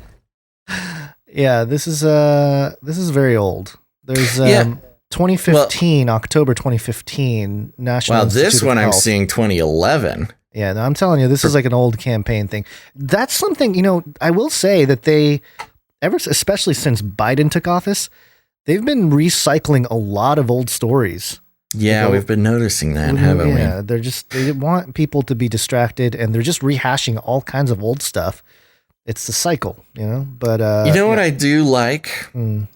What I do like about this, and why I'm not too mad that it's making the rounds again, is it's promoting prepper culture. Yeah. They tell you to get a gallon of water per day, food, medications, tools and supplies, sanitation, hygiene, clothing and bedding, important documents, first aid supplies. They definitely made a mistake by not putting machete. Desert Eagle. The troubling thing is before it was just the wild conspiracy theorists saying it. Now the CDC's saying it. What do they know? I don't know. It's the vaccine, man. It's weird how they're recycling this right while we're, the vaccine conversation is going on. Yeah, it's not the virus that's going to get everybody into zombies. It's the. You know what they also don't have on this list? Is drugs and alcohol for bartering purposes, or to pay ransom when marauders take your grandma. Do they have backdoor swabs? Welcome to Chinese Show. Nobody wants backdoor swabs. New York Post headline: China makes COVID-19 anal swabs mandatory for foreigners. We just reported Such on how they flip-flopping. I know. We just reported on them apologizing to the U.S. officials, delegates that were complaining. We never agreed to this, and now China's they promised we won't do it again. Promised that they would never do it again. We promised not to do it again. We'll make it mandatory. So I'm not going to even read this. There's no point. Well, okay, so hold on. Well, I just want to know. So this is mandatory for all foreigners coming into the country? Yes. Okay, hold on. China has made anal COVID-19 swabs mandatory for all foreign travelers arriving in the country, a report said Wednesday. The government has claimed that such tests provide a higher degree of accuracy than other screening methods for the virus, the Times UK reported. As part of the new travel requirement, there will be test hubs in Beijing and Shanghai airports, the outlet reported. Can you imagine if you're traveling to China, you're scrolling through the news feed, and you see this? You're already on the plane. Oh, no! You're at the airport in San Francisco about to board a plane to go to China. Burn the engines. Yeah. You know what's so funny? This is actually genius. And I think, Trump could have learned a lesson from this if he had the chance. Who knows? Maybe Biden will learn the lesson. You don't need to impose a travel ban if you're going to mandatorily anal swab everybody who comes into your country. You can get past all the xenophobic comments, all the racist comments, let everybody in. Say, invite ISIS into the country, but mandatory swabs. That'll go way further than any travel ban. I do wish Trump was still in office, because now that China does it, Trump could be like, good idea. Everybody coming to America must get anal swabs. More importantly, Biden will he's definitely going to do this now. Come on, he man. loves what China does. Come on, man. Who am I to judge? I don't know. I'm trying to get the Biden. It's hard. Biden is hard to really. I know. We have not perfected the Joe Biden. You just got to kind of mumble. Like grunt. Yeah, there's lots of mumbling. Got questions. Okay, so just flying through a couple more of these, and then we'll do a break, and then we'll bring Ark from Destiny Lab on here. This story is, why do I have that in my thing here? Ooh, I'm missing a couple links. Hold on, let me throw this one in here. This story is titled "Supercomputer Shows Effectiveness of Double Masking." Ooh. Yeah, hold on. Where's my masks jingle? I did have it. It was ready. Here it is. If you're working alone, wear a mask. The mask's not for you. It's to protect the people you care about. It says here, Japanese supercomputer simulations show that wearing two masks gives limited benefit in blocking viral spread compared to one properly fitted mask. Oh, so it's the supercomputer is anti-double mask. Yeah. And it shows like the, a 3D CGI thing of the viral spread of a person's face. So yeah, see, there you go. Two masks is not necessary. And I hope Gavin Newsom sees this, because part of his whole thing, the government thing he pushed out there, says trust the science, and also double mask when necessary. So. Yeah, this is a good idea. Just to remind everybody, all these links are available on canarycrynewstalk.com when the show is posted. Again, it's just good to have these in the hopper when somebody says, trust the science, double mask. You just bust this out and show them. Well, the science says our AI overlord supercomputer says double masks are not the way to go. Yep. And this one real quick here. This is Reuters.com. Scream. This one I love. Scream, not swab. Dutch inventor hopes he discovered new COVID test. And this is great. Yeah, Amsterdam Dutch inventor has come up with what he hopes could be a potentially faster and easier method to screen for coronavirus infections. Instead of unpleasant nasal swabs. Notice how they don't mention the Chinese method. Instead of unpleasant anal swabs, Peter Van Wees asks participants to step into an airlocked cabin and to scream or sing. An industrial air purifier collects all the particles emitted, which are then analyzed for the virus. Quote, if you have coronavirus and are infected and are infectious and yelling and screaming, you are spreading tens of thousands of particles which contain coronavirus, Van Wees said. A serial entrepreneur has set up his booth next to a coronavirus testing center on the outskirts of Amsterdam to try his invention out on people who have just been tested. And it goes on here. I mean, yeah, it's got some video of people stepping into a booth. I really like the next part. Quote, it's always very nice to scream when nobody can hear you, said Soraya Assoud, 25, who needed proof of a negative coronavirus test for a trip to Spain. Van Wees says that although lots of small particles from the person's blah, blah, blah. But yeah, I could see this catching on. If this guy can, can you imagine what going to the airport would be like, especially with all the screening, the testing, Is people really, this is nice because it lets out the frustration of all these people being at being under lockdown, being in an airport, being tested.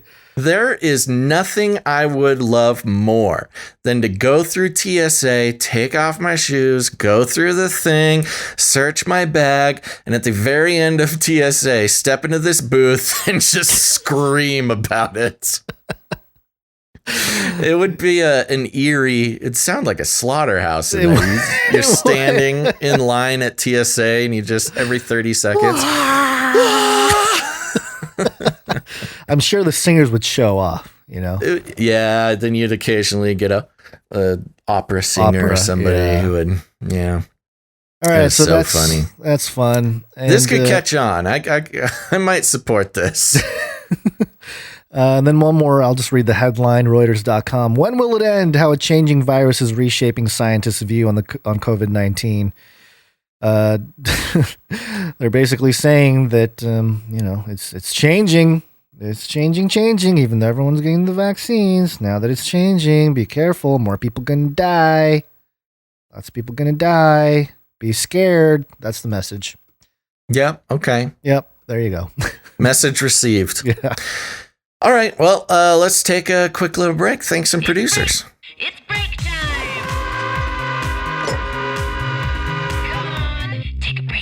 Come on, take a break, everybody. Take a break and scream. All right, we're going to take just a quick break, but don't go anywhere because after the break, we've got Ark from Destiny Labs coming, and we're going to be, it's going to be an interesting experiment. I'm excited. We're always excited to talk to our buddy, but we're going to be going over some relevant news, some of it from the past, and we'll just take it from there. It's going to be a good time. So don't go anywhere, folks. But first, let us thank some producers, because you may have noticed we haven't read any advertisements, no ad reads, no affiliate codes, no fake descriptions about how I learned to cook from a food delivery service or whatever. No, none of that, because as Adam Curry from the No Agenda Show says, every corporate sponsorship is a form of censorship, and that is that's what we're dealing with, folks. The advertising industry has been an excuse for censorship. Of course, things aren't brand safe, so we gotta demonetize, take you off the list here, stop sharing your videos with people. Boy, don't we know it, Gons? But advertising is also responsible for a lot of other horrible things, like the privacy concerns, the big data collection, as well as the more fun things like shadow banning and things like that. So We decided long ago that advertising taking corporate money at all was not an option for us. You might notice if you're in YouTube, the super chat doesn't work. We don't get any money from ads on YouTube or affiliate things. Not even partnership over on Twitch, things like that. Nope. In fact, we are entirely produced and funded by our listeners. Not just any listeners, but listeners who decided that they get some kind of value out of what we do. And that's how the value for value system works. We create value. We do it 3 times a week, and we try to do the very best we can. And if you get any value out of what Gonz and I do here on the show, it is your opportunity to put some value back in. And that can look many different ways. It can be your time, your talent, and your treasure. And so let's start out, Gonz, by thanking some of our financial producers for this show, which is episode 308. And I'll start out with Patreon. Patreon.com/CCNT. That's for Canary Cry News Talk. Patreon.com/CCNT. And we got some folks coming in, just making the upgrade from listener to producer. And first of all, I want to thank producer Maharani R. Thank you, producer Maharani. That's right. Thank you very much. Next, we have producer Ashton. Thank you, producer Ashton. Producer Ashton. Thank you very much. Next, we have producer Martins T. Martins. Thank you very much. And we got a little note from Martins here. Basil is a professional. Gonz is a legend. Oh. God bless you both. We have the best father. God bless. Amen there, producer. Amen. Martins, thank you very much. Also, if your name is not producer Martins and it's Martins, you just let us know. You got to remember to correct us, folks, if we pronounce it wrong. There you go. So thank you to those producers who came in over at patreon.com/CCNT for Canary Cry News Talk. Fun little tip there. Also for our Patreon producers, there's a nice little treasure trove of old school bonus episodes that you can get to there if you ran out of things to listen to.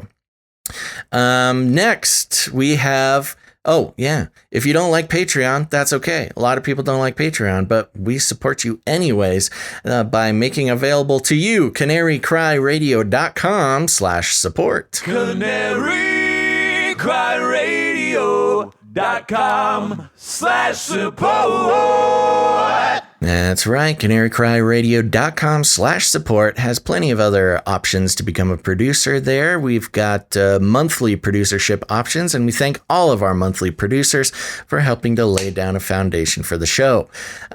We've also got one-time producerships for those who, are just a little bit of afraid of commitment. That's okay.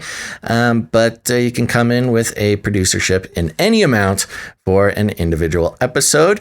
There's also cryptocurrency options, and you can read about the Canary Cry Roundtable of Knights and Dames. Gonz, who do we have coming in on the PayPal? PayPal, first up, we have producer Ismail S. Thank you very much, Ismail S. And next up, we have producer John L. Thank you very much, producer John L. coming in with the 33 Illuminati Handler producership. Yep. We have a handler for the episode. That's good to know. Next up, producer Allison G. Thank you very much, producer Allison G. I believe she is our executive producer for this episode. I believe that is true. Thank you, executive producer Allison G. Producer Brian S. Woo! Thank you very much, producer Brian. Yeah, very generous support there. Producer Saul A. There he is. Thank you very much, producer Saul, with the pocket full of sevens. And Shield Labs back again. Yes. And thank you, producers. Shield Labs came in with a special number, a 1221, and a little note that says Romans plus $. So I looked up here Romans 12:21, which is do not be overcome by evil, but overcome evil with good. That's good advice there. Thank you very much, Romans. And thank you, Shield Labs. Real quick, Gonz, MM over on YouTube says, I don't have money. Can I donate a PS5 controller? You know what, MM? If we can find somebody to donate a PS5, I would be happy to accept the PS5 controller. Are you following the PlayStation 5 debacle, Guns? No, I'm not. I have my PS4, but I don't think I was even able to get my hands on a PS5 if I wanted to. Unless nobody I wanted can. To. Yeah. If you wanted one, you couldn't find one. You can only find them from on the sort of secondhand market. So there you go. If there's anybody who got their hands on a PS5 and just wants to become a producer, did they stop production on him or what? I'm not exactly sure. Yeah, I think there was some problems. I knew there were some problems last I heard, but which were kind of illuminated by the Cyberpunk game. Yeah, I just have a lot of time on my hands to play video games, so yeah, that's where all the time that went to making Age of Deceit movies.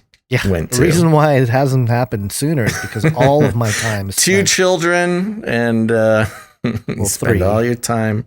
Yeah. Oh yeah. Sorry. 2 new children. Yeah, newer children. Yeah. One of them can feed themselves. Yeah, and drive.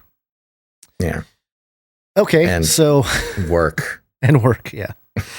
So yes, we appreciate all of our supporters, producers. You can support us with your time and talent if treasures is not your thing. I mean, I guess you could send us a PS5 controller if you really want to, although I don't know what we would do with it other than say thank you. Oh my gosh. On Twitch, we used to read every Twitch follower that came in, but Oprah Winfrey Official follows us on Twitch. Hey, Oprah. And Oprah Winfrey Official says, I just got my PS5. Oh, you get a PS5. Yeah, Oprah, give it out to all of our You get a PS5. people. And you get a PS5. Yeah, that would be a great show to have us on and give us a PS5 and we'll scream. We'll go. Okay, so yes, you can send us you can spend your time and talent to contribute to the show. And we accept things like jingles and sound clips. Some people have different kinds of talents. And we got a couple clips from Nick K, who sent us a couple of Gollum Canary Cry News Talk clips. So here's one of them. It's Canary Cry Radios, my precious. Is tantalizing and full of truth. Yes. Listen, you shall listen to the truth. This is my precious. My precious. It's a little too good. Wow. Yeah. I mean, that as far as the talent people have put into producing the show, that is a new one. That is a first for sure. What is the name of this producer? Producer Nick K. Nick K. Wow, very impressive. Here's another one. Oh my goodness, my precious Basils and Ganses. They're trying to ruin me.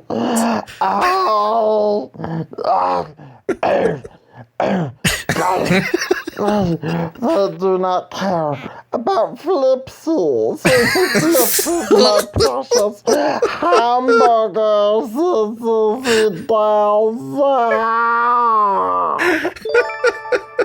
That is fantastic. So good. Oh my gosh. Wow. Thank you very much. I don't even know what to say. That was great. We will accept all kinds of voice impressions. Really. Is that the actual Gollum? Do we I'm pretty sure. We should check Nick K's IMDb page. That might have actually been the voiceover artist for Gollum. Wow. Yeah. Thank you. The range of talents that are provided to us by our producers is truly incredible. It's amazing. Yes. And of course, if you can't do voiceovers or Gollums or find Gollum to get his opinions on Canary Cry News Talk, you can send us art. One art, please. And this first piece comes from producer Allie. Yay. And she gives us Soylent Green Eggs and Ham. Oh, yeah, this the is art great. is all Allie. The poem is a collaboration between Allie and Ebony Blaze, working together in perfect Seussian harmony to create this epic ode to cancel culture. You want to read This it, is Basil? Yeah, and on the left, we've got just an exquisite cat in the hat. And on the right, we've got Dr. Seussian zebra or donkey. And sit down, kids. It's time for a story. I will still read censored books sold on eBay by some crooks. You should get them while you can, before they widen out the ban. It's 1984, you see, a brave new world for you and me. Burning books is lots of fun in Fahrenheit 451. And if I ran the People's Zoo, then maybe I would ban you too. That was really good. Very good, yes. Very well done. And of course, referring to the new revelations that Dr. Seuss was racist and banned and canceled. Yeah, well, at least part of his work, not all of his work.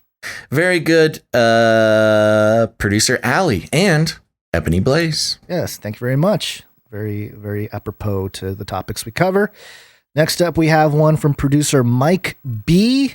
This is, come on, man, you're the Neanderthal.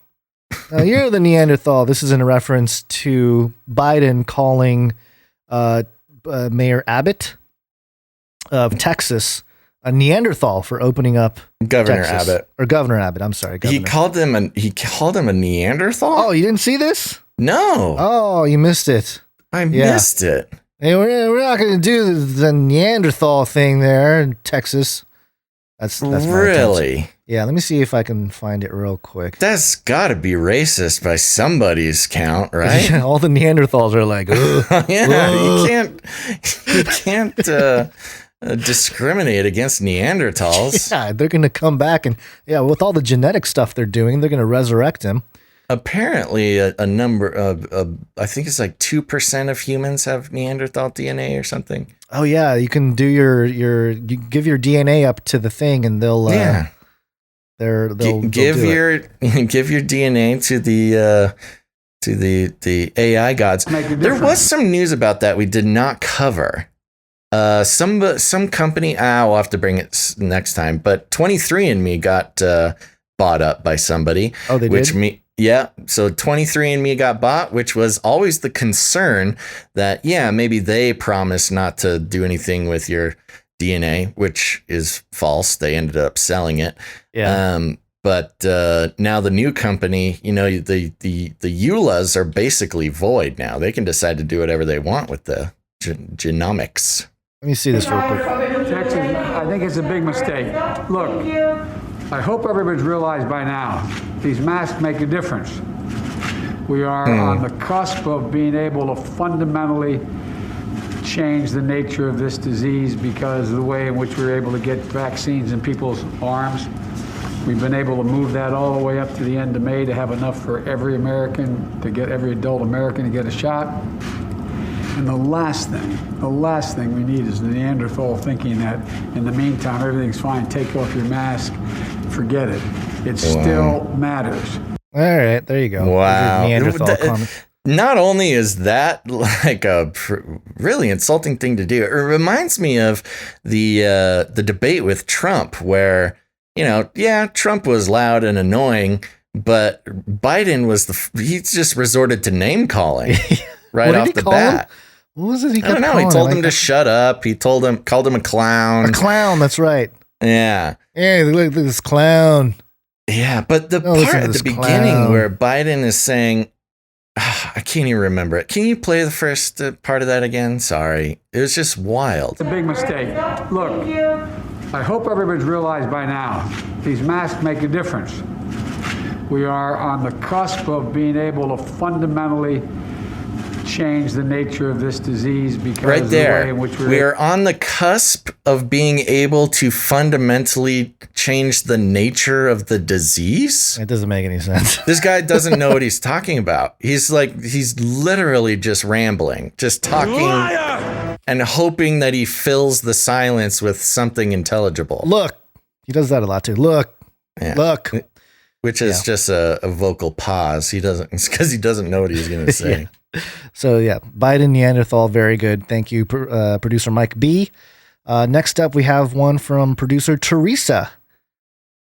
Okay. And this is more of a meme form. It's got Wolverine looking at a laying picture. in bed, looking at a framed picture longingly. Yes, and then it says me as Wolverine, and on the frame picture, Canary Cry Community March Meetup, Texas. Yes. So producer Teresa is longing after the Canary Cry March meetup in Texas. So there you go. That's right. There's going to be an in-person Canary Cry meetup over there in Texas. You know what? I forgot to look up the details on that. As I think it's the March 21st, but don't quote me on that. I'll let you move on to the next one while I'll look that up. Sure. The next one is from producer Russell S. And this is, you have an all-seeing eye. It's another one of those collage montage type of deals. It's a transparent collage. It's got an all-seeing eye, but then it's got all the people with the black eyes, including the Black Eye Club. Yep. The Pope. You got John Kerry, George Bush Jr. The guy who played Iron Man. He got canceled in my brain, so I can't remember. Johnny, not Johnny. Robert Downey Jr. Yeah, Robert Downey Jr. Thank you. And so there you go. And he's got the Illuminati thing back in the background from Eyes Wide Shut. So there you go. Very good. Thank you, producer Russell S. Next up, we have one from producer Cynthia P. And this is the Wacky White House. Ooh. And it's Pinky and the Brain. He's got Fauci as Pinky, and I think that's Bill Gates as Brain. Yes, I think so as well. And it says, "Don't mind the guy on the steps. Together we will take over the world." And that's the typical Pinky and the Brain line there. On the steps of the White House is Bernie Sanders and his thing there. And on top of the White House, his famous mittens picture. Right, his mittens picture with the mask on. And on top of the White House, that looks like, is that Anubis? Can't tell if that's a. Let me pop over and look. Oh, I think no, it's it's Coronavirus Man. Oh, just Coronavirus Man. Yes, okay. It's a red corona. He's holding the virus. Body. Okay. Yes, but he's got a coronavirus for a head. Yeah, and then you got all the chemtrails up in the sky there. So a lot going on in this little image. Oh, you got the syringe too, with just the coronavirus inside the syringe. Classic. Very well done. Thank you, Cynthia P. Appreciate that. Next one is from producer Grace, and we haven't had a picture or piece of art from producer Grace in a little while, but here it is. The first one, the quote, "It's like Mama always said, never strap knives to a rooster if you arm your roosters." Is that something you said? Sounds like something you said. This was regarding the rooster who killed its owner with a knife strapped to its leg. Yeah, it's like Mama always said, never strap knives to your roosters. If you arm your roosters, your house is going to get slashed. Okay, it keeps going. I didn't realize this whole piece was a double comment. But also, producer Grace sent us a note and said that she's had a head injury. Oh, no. So she hasn't been able to do art. She said, "I fell down the stairs and landed on my head. Don't do that. It's not fun." Anyways, I'm back for more art. So good thing. I'm glad that you're okay, producer Grace. Just hope nobody was trying to take you out, the outstanding artwork for Canary Cry News Talk. Maybe somebody. I hope so as well. Yeah. Yep. That is there anything else in the note here? So it's like Mom always said, never strap knives to a rooster. If you arm your roosters, your house is going to get slashed. Yeah, so there are chickens surrounding the house. For those who can't see, there's a house surrounded by chickens, and that's Medium, Sauron, and Gandalf, and Dum-Dum on the roof. They have knives strapped to them. If you look closely, Sauron is obviously the evil leader. The house is all slashed on the bottom. I think it's because it's either Grace or Grace's niece, if I remember. has chickens? You got to remind me, Grace, of the chicken situation. Grace has got a chicken situation over there. So I know Gandalf is one of their chickens. Oh, right. Okay. So maybe Sauron and Medium and Dum-Dum are real chickens in there. Got a real chicken coop going on over there. Thank you very much, Producer Grace. I was blasting through the Texas Meetup thread on Canary Cry Community. That's canarycry.community in case anybody wants to join up with other Canarians just like them. It is happening on March 21st, and I think they are still figuring out the location, but we got to, they're talking with the people in this group, but producer Ciara, when you figure out the details of this, let us know and we can announce it, because I know that there was a lot of people who expressed interest and they may not be on the canarycry.community. So I know they're trying to figure out the numbers. But yes, once it's all decided and we are notified, we will let the world know. We might need to do some sort of RSVP system for producer Ciara so it doesn't get out of hand. Yep. We'll keep you posted. We got one more piece of art, and then we'll go into Arc from Destiny Lab. Okay. This last one is by Quantum Solace, and it's I think he's one of the Street Fighters, if I'm not mistaken. Is it? Okay, maybe not. I don't know. It's a guy. I think it's supposed to be Newsom. Yeah. Holding up a thumbs up. He says, "Hey, California, you're welcome." And it says, "Newsom science." Newsom science, baby. And I have a funny little story to tell about the Newsom science. So I was, my daughter was playing with a neighbor. And the neighbor dad, I'm talking to him about stuff, just random things. And he goes, "Hey, you want a box of masks?" And I'm like, I don't know, not really. He's like, "Well, I have all these boxes of masks, of these KN95 masks." And I'm like, KN95, interesting. Why do you have so many boxes of that? And he goes, "Oh, a neighbor gave it to me." And I was like, "Well, why does your neighbor have so many boxes?" He's like, "Oh, he was gambling and he lost a bunch of money. But apparently he has he got a bunch of boxes of masks." I was like, what does the gambling has to do with anything? I have no clue. I don't know. Did he pay his rent in he masks? owed people money, and instead of paying them money, he gave them masks. Which is already kind of weird. But then I looked on the box. That's some apocalyptic bartering for sure. I know. And then I looked on the box, and I noticed something. I have a photo that I took of the side of the box. KN95 protective masks, non-medical, 1,000 pieces, made in China. And I remembered that these are the masks that Governor Newsom bought from an electric car company. Right. That he paid over $1 billion to give us, to make us these masks that didn't even pass the health protocol. They're trash. He basically just bought $1 billion worth of trash. Yes. And so I don't know how our neighbor got a box full of them, but yeah, I was very like, "Oh, these are the masks." So that's funny. I mean, Newsom's already shady, but he must be dealing in really shady circles where he's like, "I can't pay you, but here's 50,000 boxes of masks from China."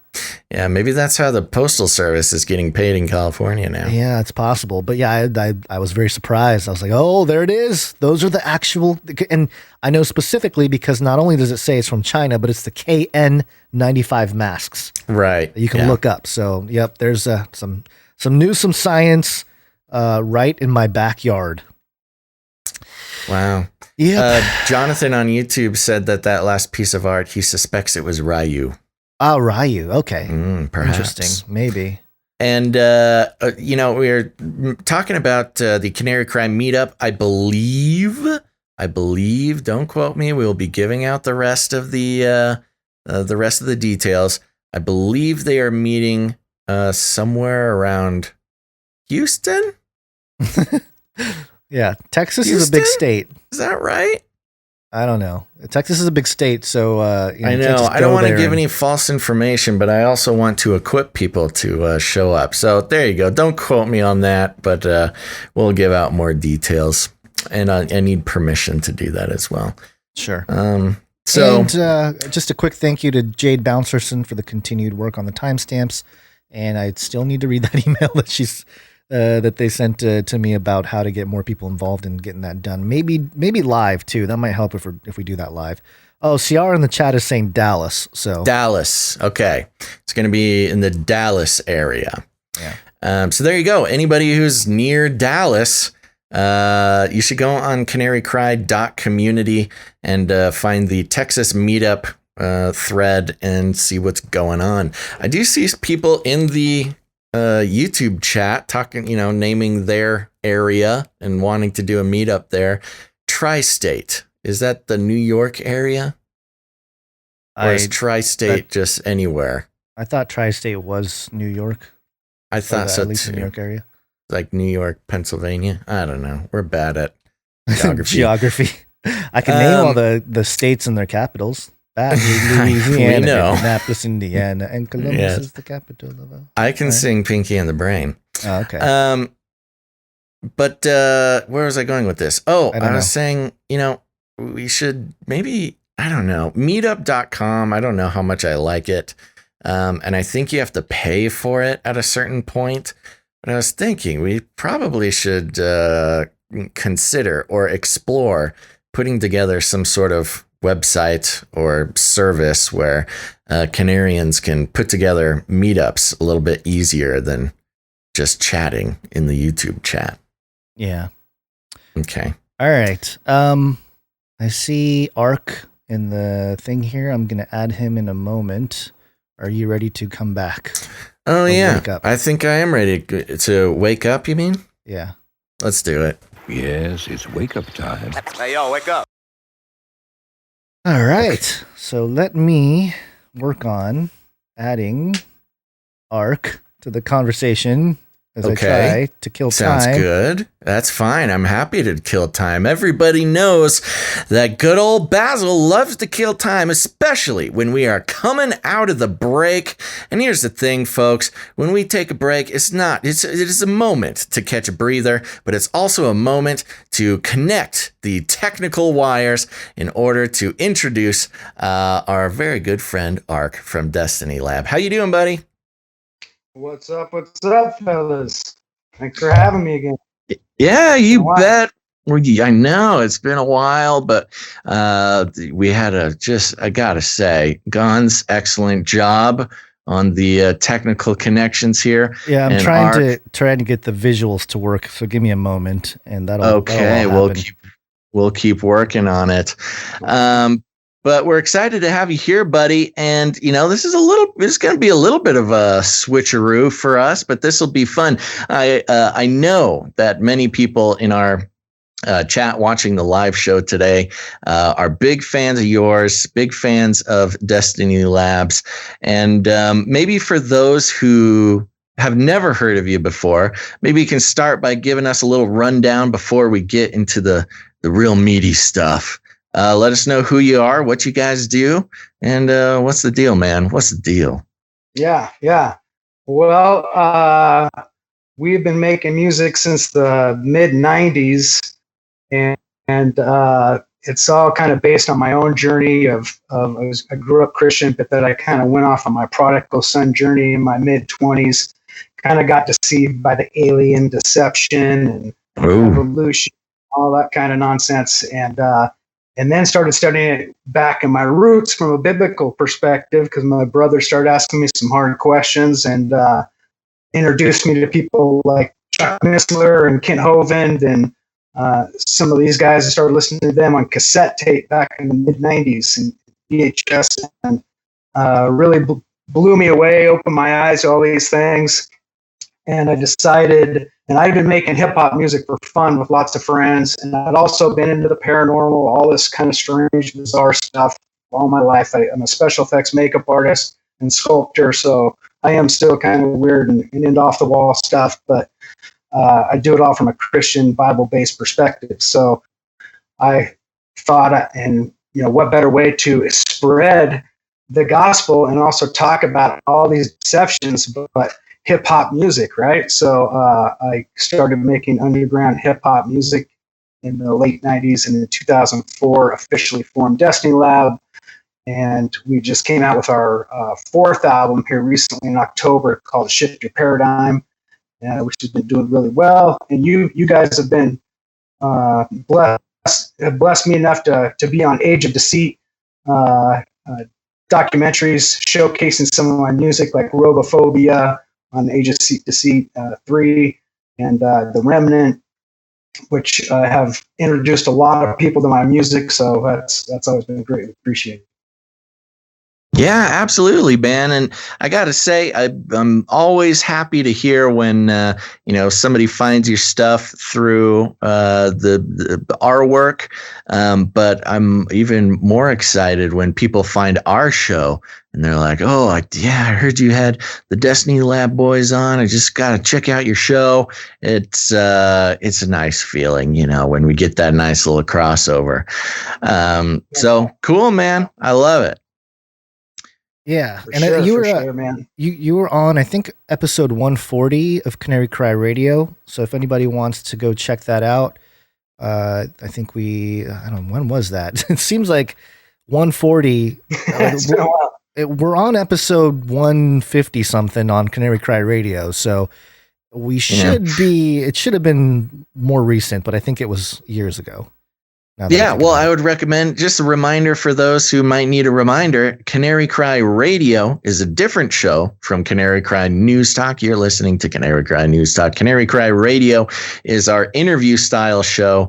And so search that out and look for episode, what was it, 141, Gons? 140. 140, and you'll get a much deeper dive into the story, the life story, the legacy of Destiny Labs, and then you can come back and listen to this again. It might make more sense. Who knows? You know, Basil. You know how I get really annoyed when people say revelations? Yeah, don't I ever? Yeah. You keep saying Destiny Labs, like plural. It's singular, bro. Oh, I was.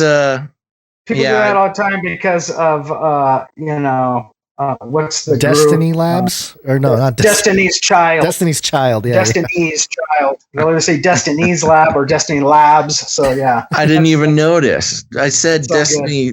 Didn't I say Destiny Labs' backstory? I forget. We got to review the tapes.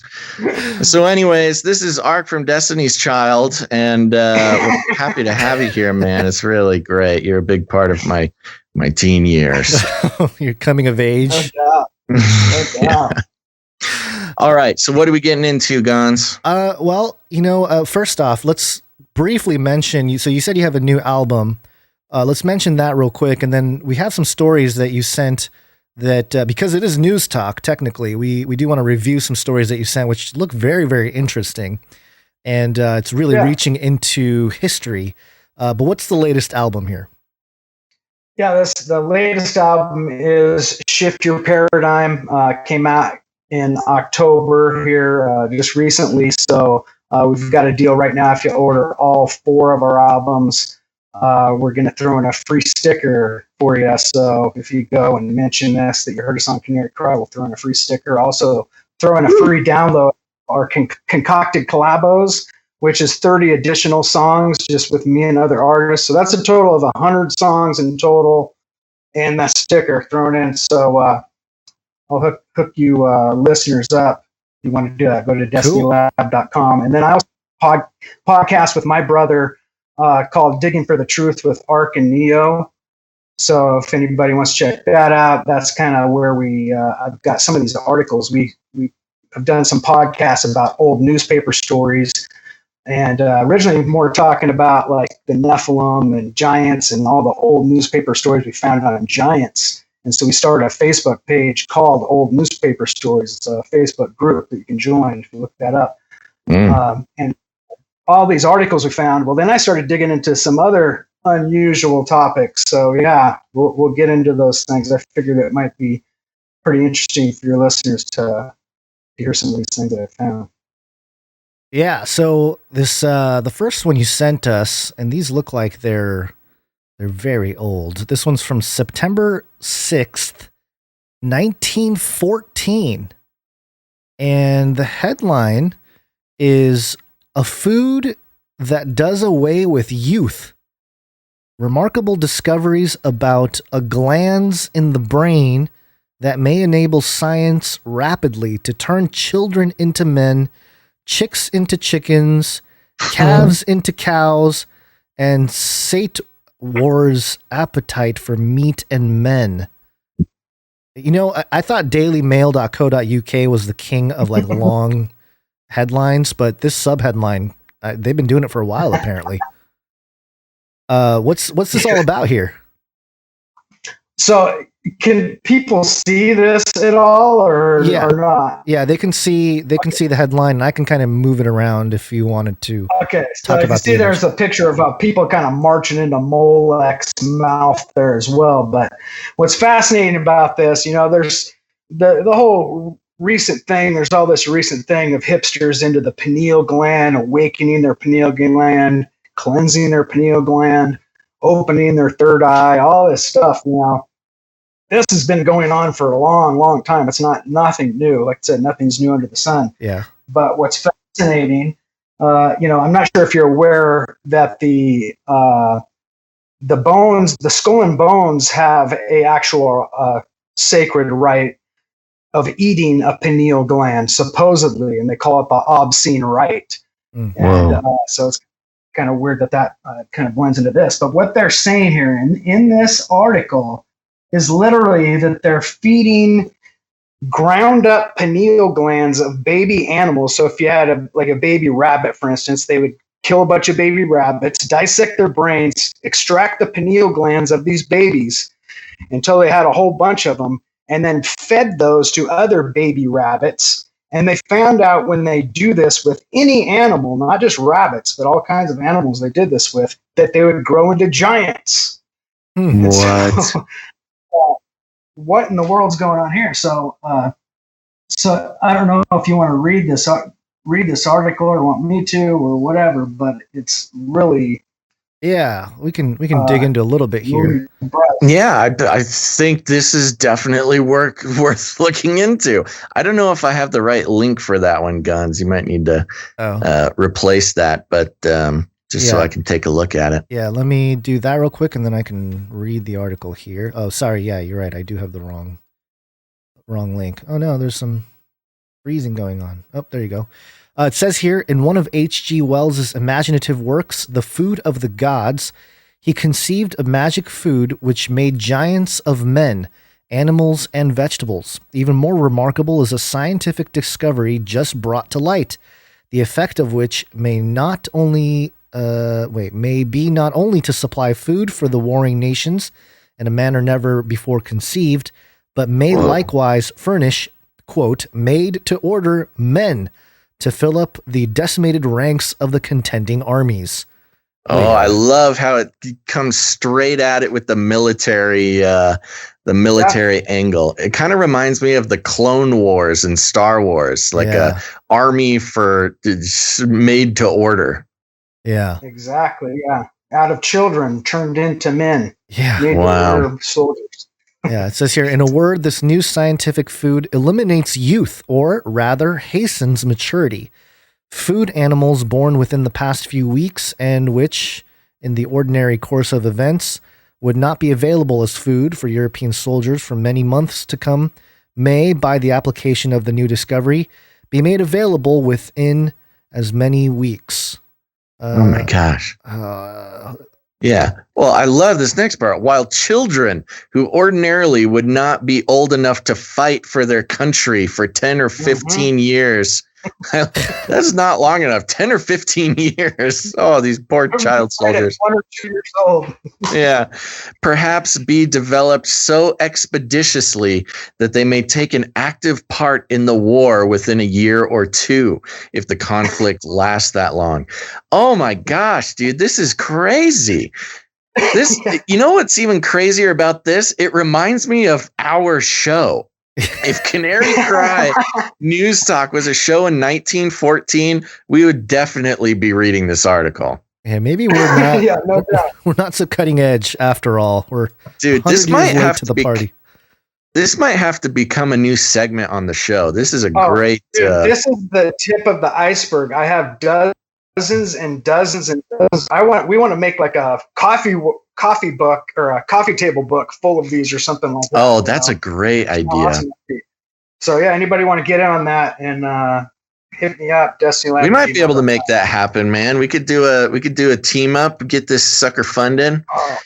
I want to get to some of the other ones, but I have to read some more parts of this article because it's crazy. Let's see here. Yeah. The pineal gland were obtained from partly from calves, partly from young adults, approximating 3 years. What am I reading that correctly? Adults, young adults. Adulas, I don't know, approximating 3 years, and partly from the general run of cattle from the abattoirs. The glands averaged 2.11 grains in weight. Sorry, folks, if it's a little hard to read this, it's because it is literally a scan from an old newspaper.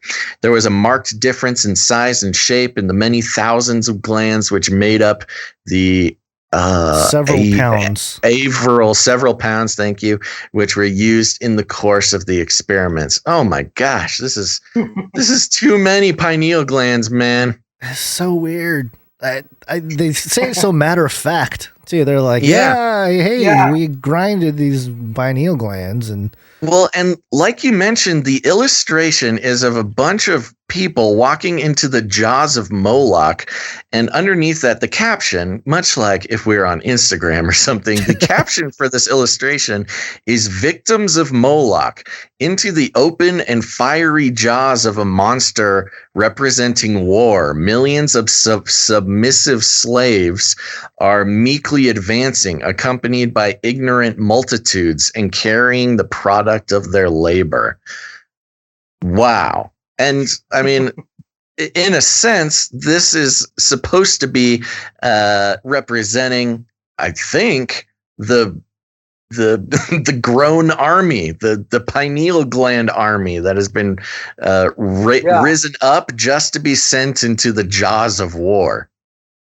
Yeah, just mind-numbed robots, marching into the jaws of war there. And if you see there lower, there's a picture of two chickens, one smaller and one larger, and that's the actual picture of a giant chicken that grew big. Oh, yeah. Wow. Yeah. Oh, my God. How have we never heard of this before, Gons? I don't know. I mean, I've heard of some of the pineal gland. I was gonna say I've heard of some of the pineal gland stuff about the eating of it, but I've never seen any articles from it. So that's neither have I. It's almost like a shadowy group of elites have been trying to hide this secret information. Yeah. Well, that's what's so fascinating is all this stuff is on microfiche film, and so for years, it's been there, but to find it, you'd have to go through thousands and thousands of rolls of film just randomly find it. Well, now they've actually hooked up search engine algorithms that can search out keywords. So now you can actually look up keywords within these super old 1700s. And it's unbelievable because they're just blatantly honest about this stuff. There's no censorship about it. The stuff they talk about, they have all kinds of articles on Bohemian Grove talking about who goes there, what they're doing this weekend, what music's going to be playing. I mean, just open and like as if just everyday news, It's wow. Incredible. You mean my dream of becoming an NBA superstar could have been, I could still do it. I just need to find some pineal gland to chew up. Should have told my parents about that one. It says here, this is, this is kind of disturbing here. They talk about some experiments here, and they said that they had done experiments on 14 chicks and 18 pups with equally satisfactory results. In the case of the dogs, particular attention was paid to mental development. The pineal-fed puppies, they fed puppies pineal glands, were about a month ahead of the others. They were the first to learn to lap milk, the first to respond to a call, and the first to be able to find their way back to the kennel. Another experiment was conducted on a group of 48 guinea pigs divided into test and control lots. There was, I'm trying to zoom in here. There was an equal number of males and females in each lot, but the males and females were separated. The test pigs were fed pineal gland when they were 2 weeks old, and the diet was continued for 9 weeks. The males and females were then placed together in breeding pens. All except 2 of the pineal-fed pigs gave birth to young before the first of the control. The difference between the birth of young in the first pineal-fed pig and the first control pig being 14 days. So are they saying that they basically started mating and having babies way sooner? Or?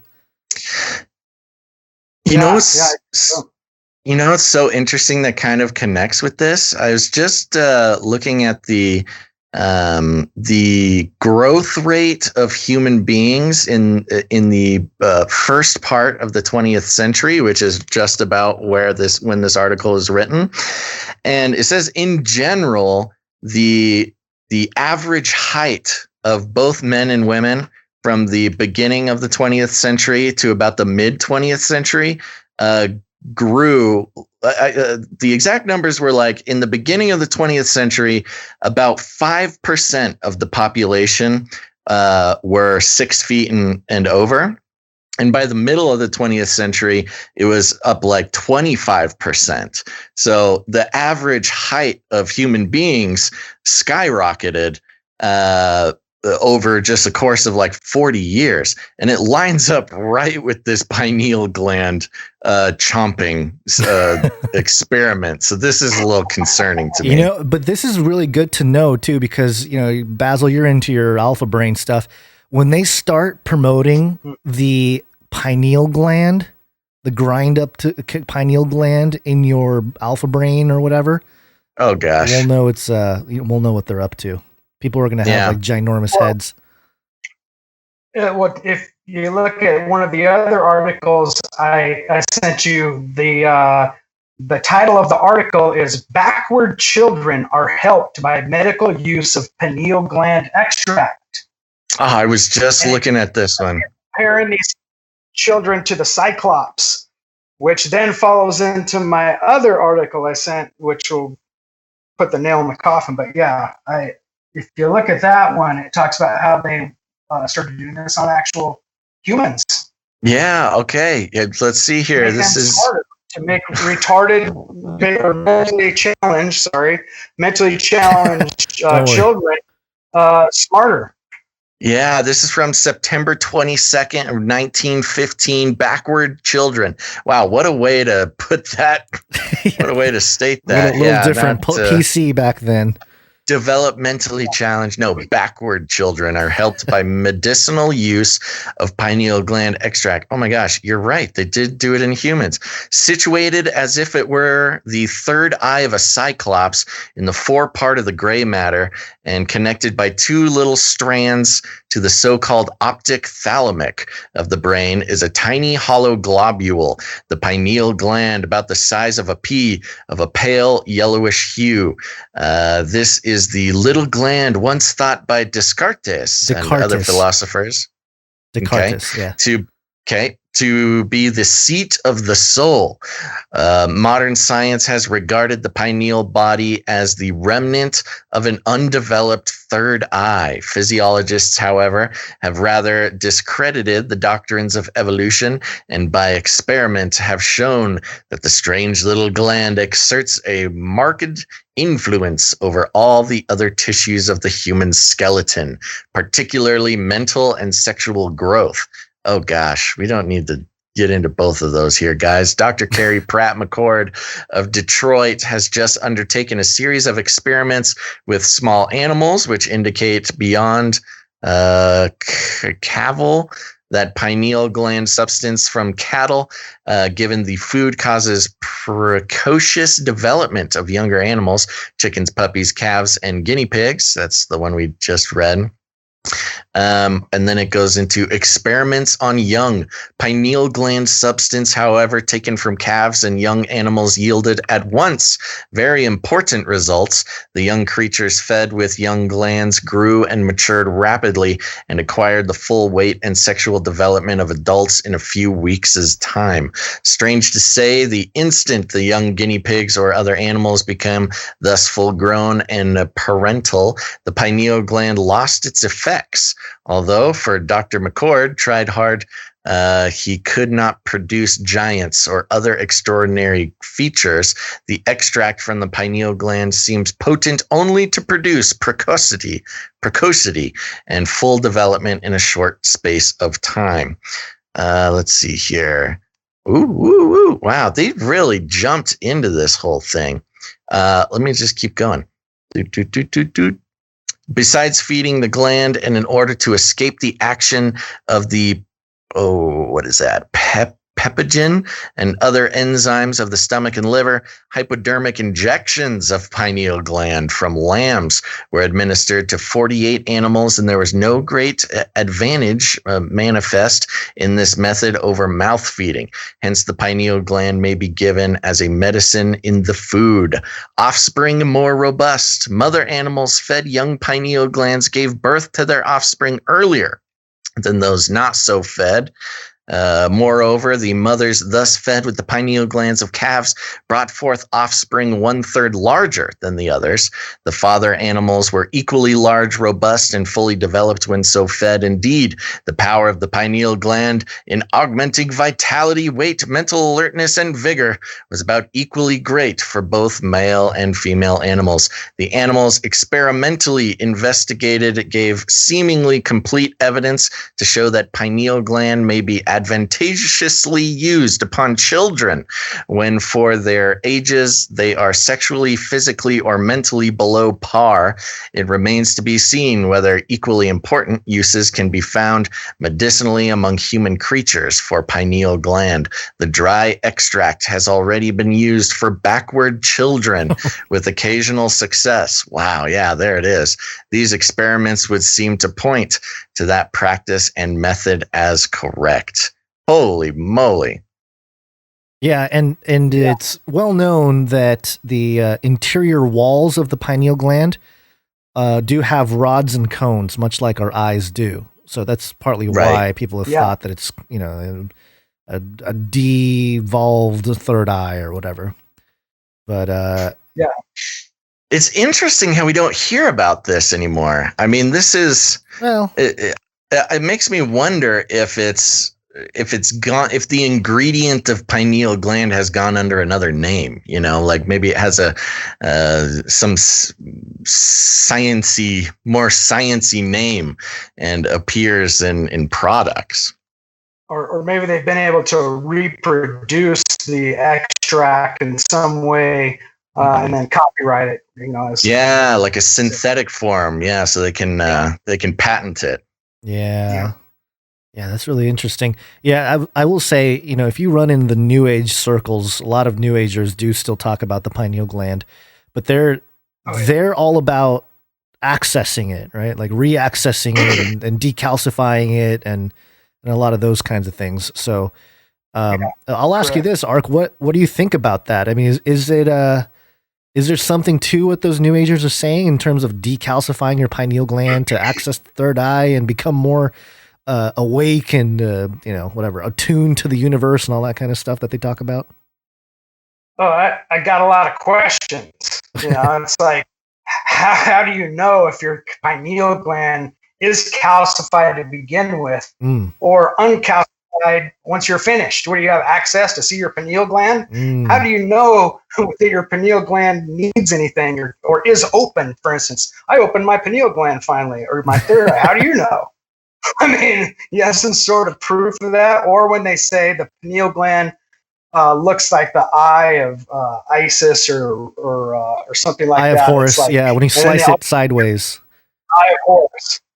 Yeah, but they never show a real pineal gland. It's always a drawing of a pineal gland or a drawing of a half section of a brain or like a sculpture. It's like a doctor sculpture in his office. It's not a real brain. Yeah. And how did people know that? How would people sometimes like, oh yeah, pineal glands look just like pine cones? Because I see on a regular basis see human pineal glands. I mean, unless there was something going on where people were getting access to see what a pineal gland even looked like, how would you know it looked like a pine cone?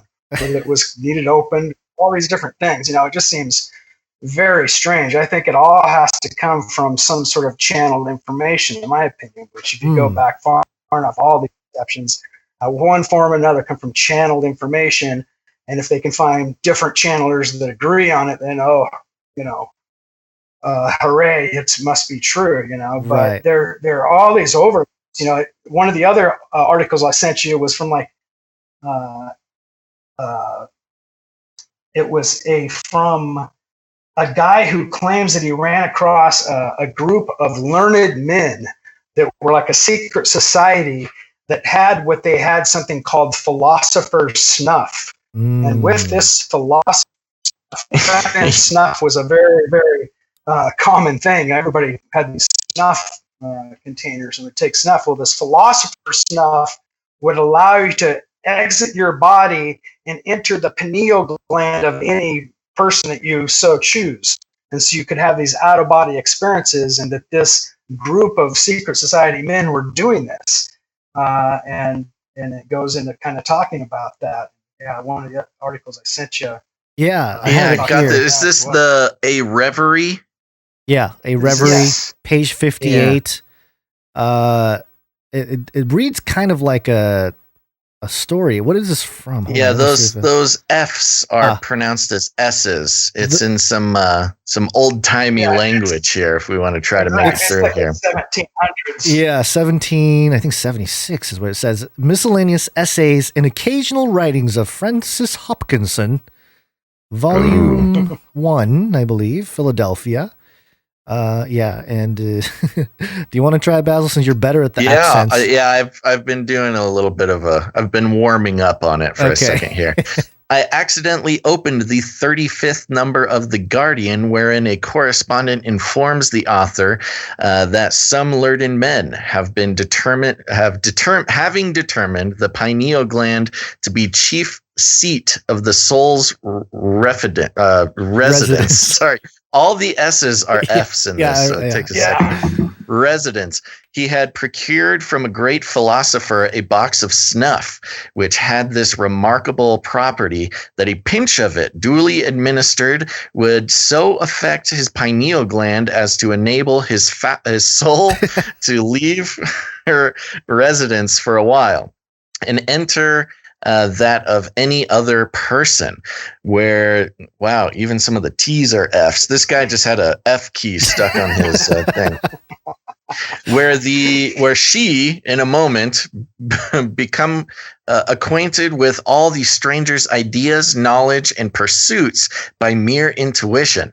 After reading the paper, I closed the book, and reflecting on the singularity of the thought, I fell into one of those deep reveries in which the mind is entirely absorbed and rendered for a while totally inattentive to the objects of the senses, forming a kind of waking dream. I fancied myself possessed of some of this extraordinary snuff, and enabled thereby to examine a variety of characters, divested of all dissimulation. My heated imagination led me a long chase through the intricate windings of the human heart. The rapidity of my progress made it impossible to delineate my observations on paper, for it takes a great deal more time to write than to think. But I will try to recollect 2 or 3 of my exertions for your amusement. Should I keep going here? It goes into like a long conversation with I think it's some sort of being. It gets a little hard to understand, but it gets even crazier. Yeah, but this is 1776. They were taking this pineal gland snuff. Yep. Wow. Yeah. And then the final really interesting one is the one from October 1894 with the giant 33-foot Cyclops man. Woo! I don't have the link to that one, Gun, so that's all you. Oh, I thought it's in there. Let me check real quick. It's looked like it tried to censor itself. Ooh. Yeah, like the link has a bunch of dashes. Oh wait, let's see if this works. I just recreated the link for you. I revitalized it. Relinked. Yeah, so there's a picture of a guy with a third eye, obviously on his forehead. Looks like he's holding a walking stick there. And I'm trying to pull back so I can get the headline of this article. It's kind of hard to get it to work here. Men will be big. Yeah, hold on one second. Where's the actual headline? Oh. Yeah, where does this article start here? Oh, I see. The giant man with the walking stick. Yeah, I see the giant man with the walking stick. It's above the picture. It's above the picture. Okay. Oh, yeah. Men will be big. What happens if I click on this? Oh, that's nice. That makes it easier. Okay, hold on. Yeah, and for those who are just listening, we are making our way through. This is on the Center for Bibliographical Studies and Research, and these are all copied, like you said, microfiche copies of these articles. So we have to make our way through the original text here. And it says, men will be big. When the sixth race is born to life, a new theosophic belief. 33 feet will be an average height. 3 eyes for human beings. The vulgar clothing of the present day will be discarded in the new utopia. Oh, good. This is what our elites are still trying to get us to. So let's see what they had to say.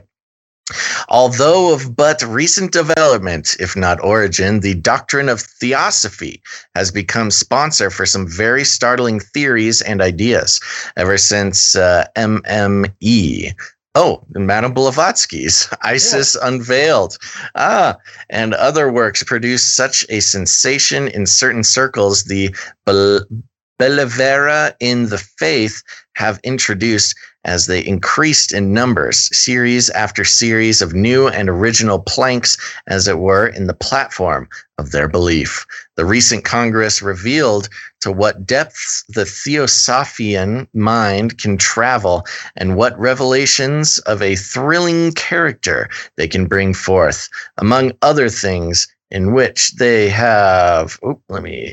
Wow, that's a big illustration they have there. Scrolling. I think the text is written on the left side there. No, it goes down below here. A firm belief is the certainty of the appearance of the sixth race, and judging from all that has been said of that race, it is going to be a marvelous one. In her lectures in this country since her arrival, the Countess Wachtmeister, who was for many years Madame Blavatsky's most intimate companion, has announced that this race is going to appear in America, and that very shortly the advent of this superior race has not been talked of outside society much until the Countess began to lecture. William Q. Judge, the distinguished and assertive theosophist of New York, has some very pronounced views upon the sixth race, its personal appearance and characteristics. He says that the men will be 33 feet in height and that they will wear no clothing. That is the kind of covering which we designate as clothing. Ooh, that is not what this illustration says. It sounds like they were too afraid to print according to the word of Blavatsky there. In explaining his theories, Mr. Judge says that Theosophic philosophy divided life on this globe into 7 races, or 7 great families of people. This septenary division is an assertion based upon the rules in nature, which has been remarked by sages of all ages. Each race is marked by the development of a sense which the previous race had not at all, or possessed only in a rudimentary degree. Then it goes into all the races. Let's see here. The first race came into existence millions upon millions of years ago. The third race underwent a great change. That's the whole theosophy narrative cosmology there. Right. Goes through the different race. But notice how they have the third eye. Their pineal gland is exposed. Yeah. Later on the bottom here, it says one of the most interesting things about this new race is the third eye. The belief is based upon two little organs in the brain, the pineal gland and the pituitary body, which are connected and which physiologists have not found to be of any use whatsoever. They are about as big as an end of your finger. Some lizards and frogs and various other animals have a third eye in the top of the head. Sometimes this eye is used and sometimes it is not. The theosophic, the text here is kind of messed up. The theosophists believe that the time was when man had a third eye on top of his head, but that it disappeared into the center of his brain, and that the pineal gland is now nil that is left of it, or now that is left of it. They believe it was an actual workable eye. In the sixth race, they think that this eye will again appear. They think that it will be a visible eye, somewhat larger than the other eyes, and that it will have powerful sight physically, and moreover, it will have spiritual vision, and that individuals will be able to see everything everywhere. Mr. Judge doesn't, quote, that sex will disappear in the sixth race. It's interesting. I just go right into that. Women will continue to be more refined and beautiful than men. Children will take a deal less time to reach maturity than at present, or they will not have so much to learn. In the seventh race it is held there will be no sex, but that entities will reproduce themselves. Maybe that's why we have all this trans stuff happening now, huh? Yeah. Yeah. Mr. Judge says that the sixth race will make its own clothing out of its own mind. It will be a spiritual, a magnetic garb.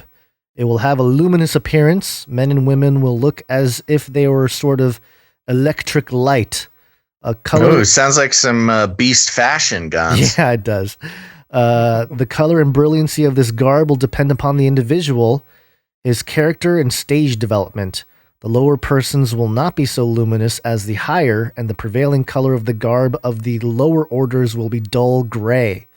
The proportions of the individual will be almost perfect, probably following the canons of Greek art. The muscular strength will be much less than at present, for there will be no need for it. Individuals will have broad, open foreheads with no wrinkles, even when they have reached 1,000 years of age. They will have magnificent large eyes, the prevailing color of which will be blue. The eyes will emit a brilliant light. Of course, the third eye will be larger and more brilliant than the others. The eyes will be placed in a horizontal line. The nose will be straight, strong, and finely chiseled. Mr. Judge wasn't willing to hazard a guess upon the mouth. We the get teeth. it. Madame Blavatsky is a huge fan of these very good-looking giant people with giant eyeballs. So specific.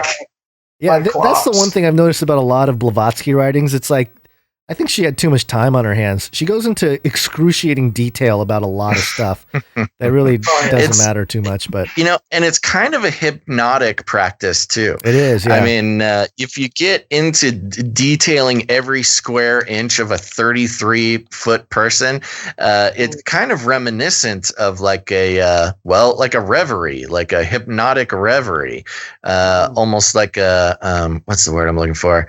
Oh, I can't think of it. But, in the theosophical worldview, ascending into the hypnotic reveries to, find the secrets of the universe. It's like a poem trance. It's a right.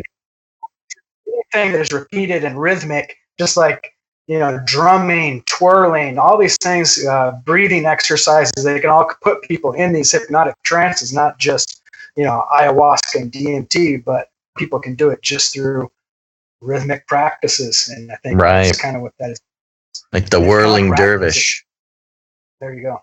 Yeah. Yeah. Yeah. This stuff is very fascinating. And I know you've been researching this stuff for a while, but do you think, obviously, Eastern mysticism and the New Age, they really talk about the pineal gland and a lot of that kind of thing.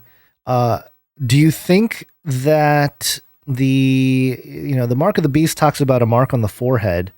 Do you think this has anything to do with it, or is this just part of just another deception here? Well, it's like, Satan always has these inverted kind of counterfeits.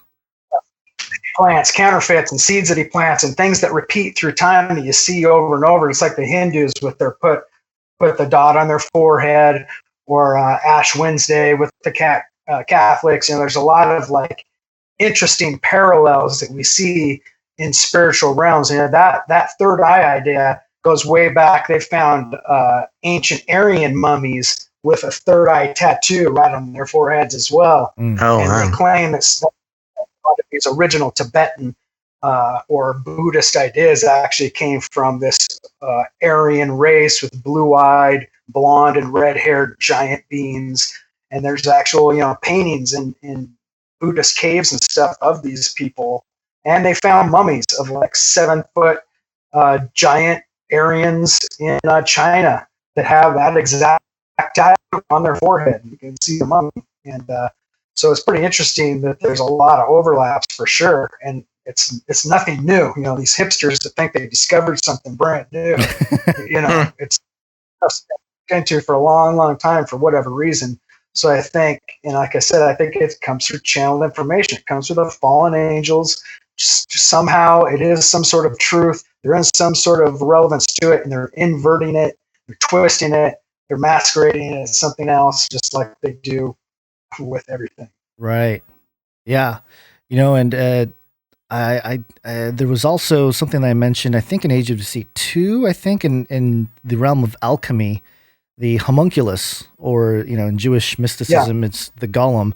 They also talk about how they put a mark on the forehead to bring these non-living things to life. And so it's a very common thing that you see throughout history.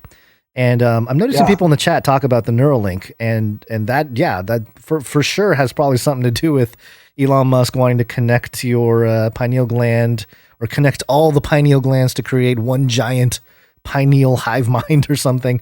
It's certainly possible in the realm of all this stuff taking place.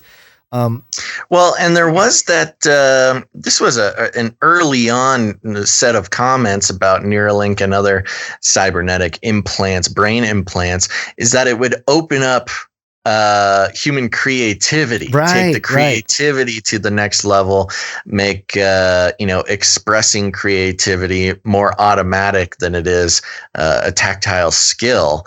And oftentimes, especially with the new agey people, the pineal gland is connected with not just certain powers, but also access to other realms to bring creative stuff into our realm.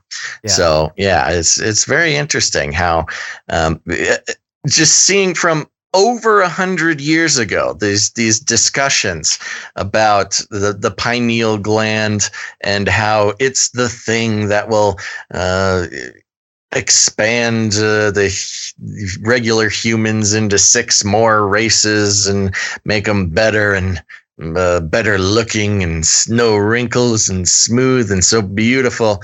It's been over 100 years, and we're like, we haven't changed at all. It's still the exact same core drives for science, especially. Yeah, it always gears toward the ego. Ye shall be your own God. Something that will tell you all you need to do is look within. All you need to do is just stop. Don't resist. Just let everything inside. And that's kind of what the same story that repeats when they interact with these entities, whether it be aliens, DMT, ayahuasca trip, or shadow beings or, your grandma on the Ouija board, and that's the thing about this whole hive mind thing.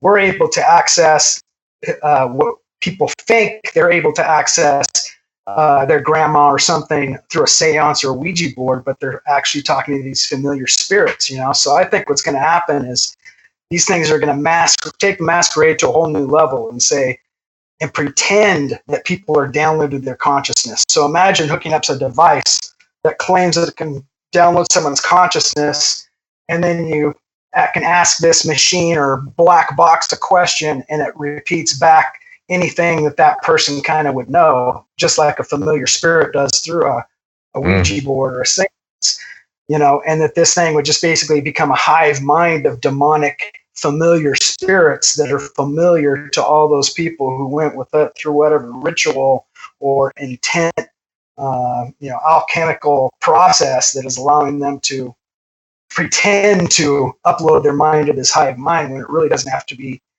any type of technology at all. It's just, we assume it's technology, and it's really just a giant Ouija board in disguise. Yeah. Ooh, giant Ouija board in disguise.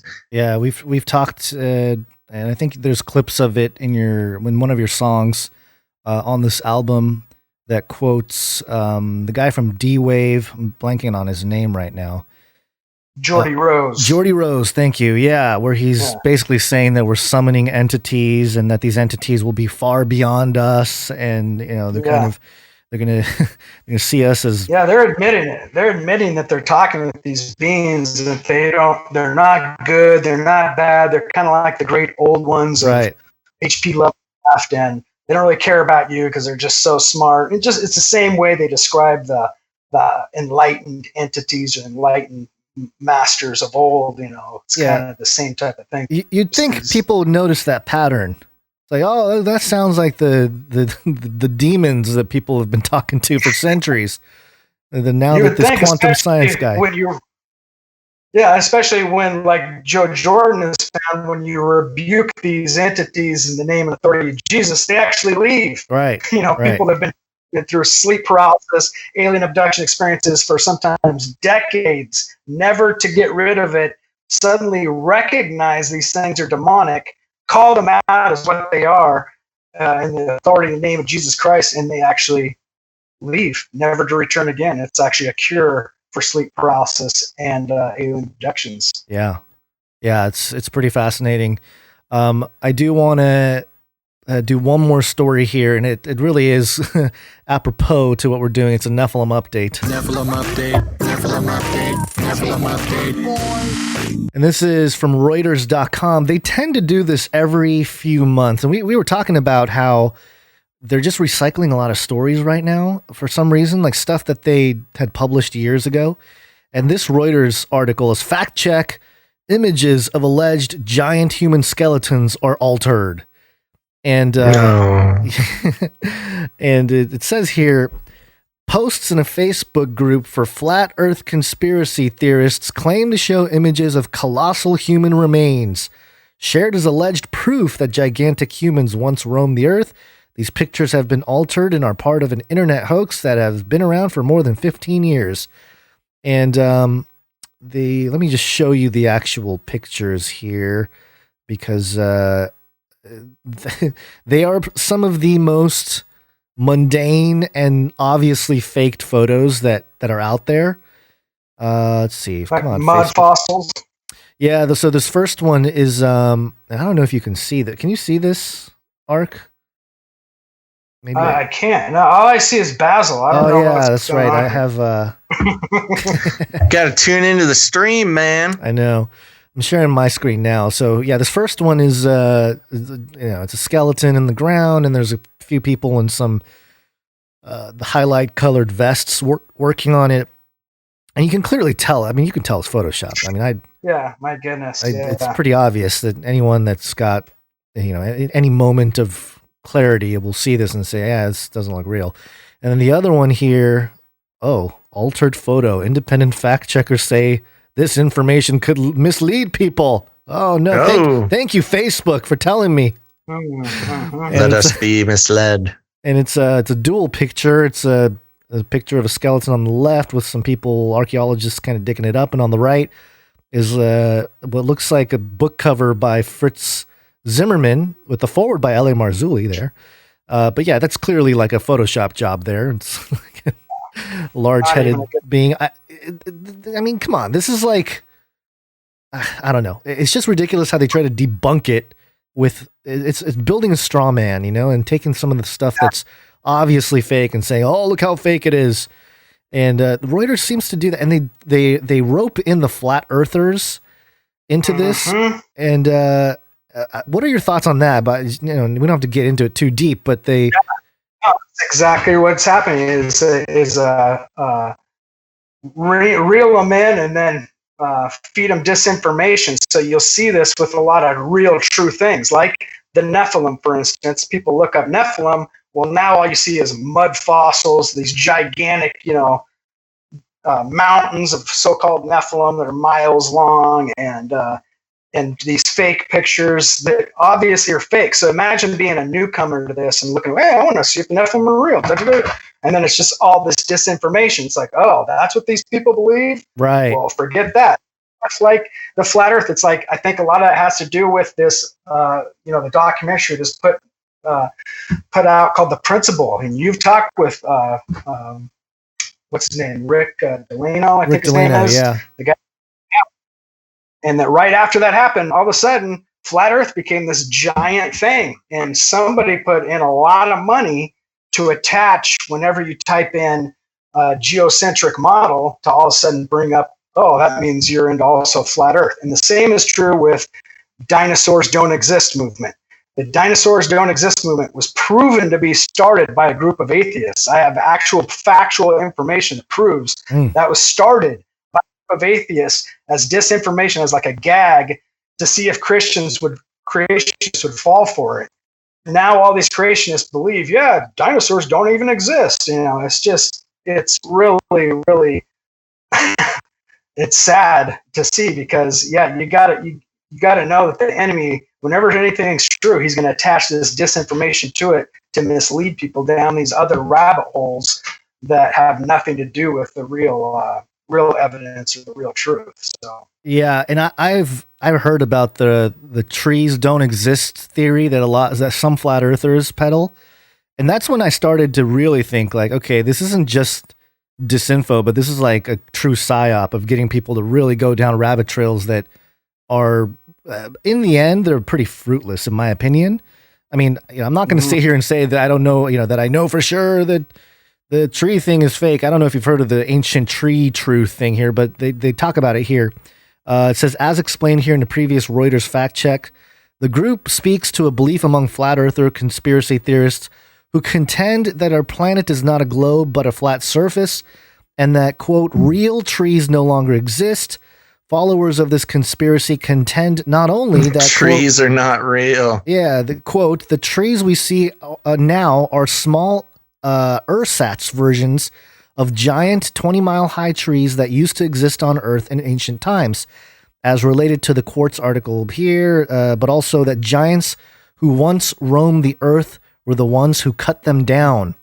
In 2007 article in National Geographic stated, quote, rampant reports and pictures of alleged giant skeletons, which it describes as obviously fake, blah, blah, blah. The reason why they brought up the tree thing is because I think the Devil's, what is it called? The Devil's Tower?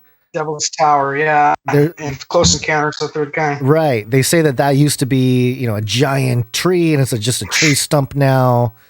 And so, the Devil's Tower, yeah, in Wyoming.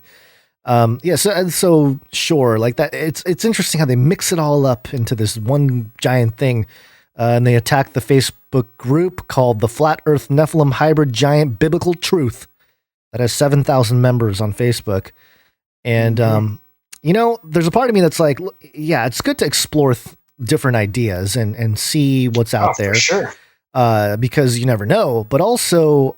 You're at this point in the game, I feel like there's a lot of stuff out there that's meant to discredit all believers.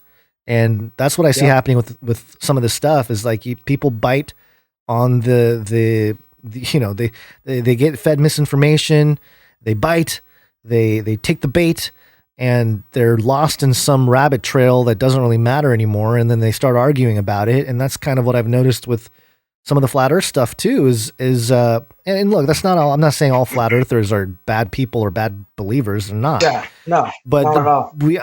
I often, the people that are the most outspoken flat earthers will say, you don't read your Bible. You're not a believer if you believe the globe earth lie and all this kind of stuff. It's like, your faith shouldn't be based on the shape of the earth. Like, it really shouldn't.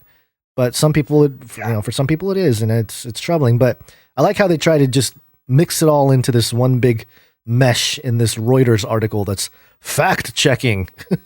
And if anybody was curious, they could just go back to some of these older articles from 100 years ago and see that it was much more openly discussed, these plans and ideas out in the open, probably because the reach of the publications weren't as far. But yeah, it's very fascinating. I find it all interesting, and I think we're in this time now where we're drowning with information, and so it's even more difficult to weed out what is true. But obviously, we hold on to the ultimate truth here. So, any other comments on some of this stuff here? At least the fact checking by Reuters.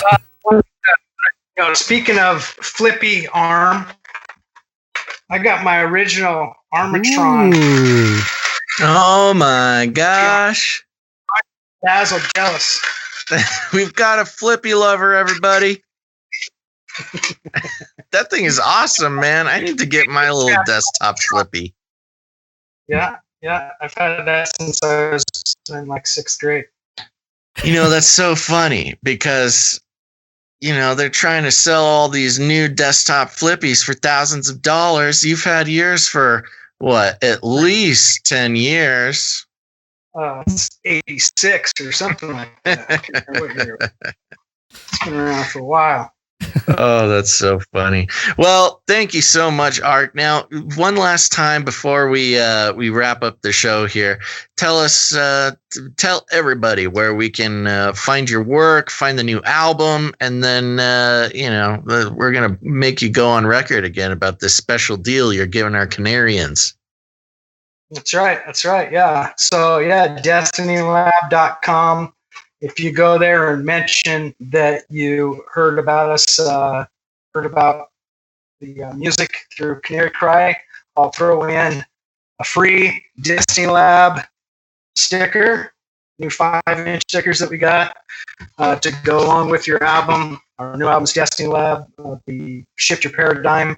If you buy all 4 albums, you can get all 4 albums for $40, and then we'll also throw in additional 30-song download, which is our Concocted Collabos album, which is just a digital-only album, but we'll throw that in as a digital download for you. So it's like 100 songs total for $40 plus the free stickers.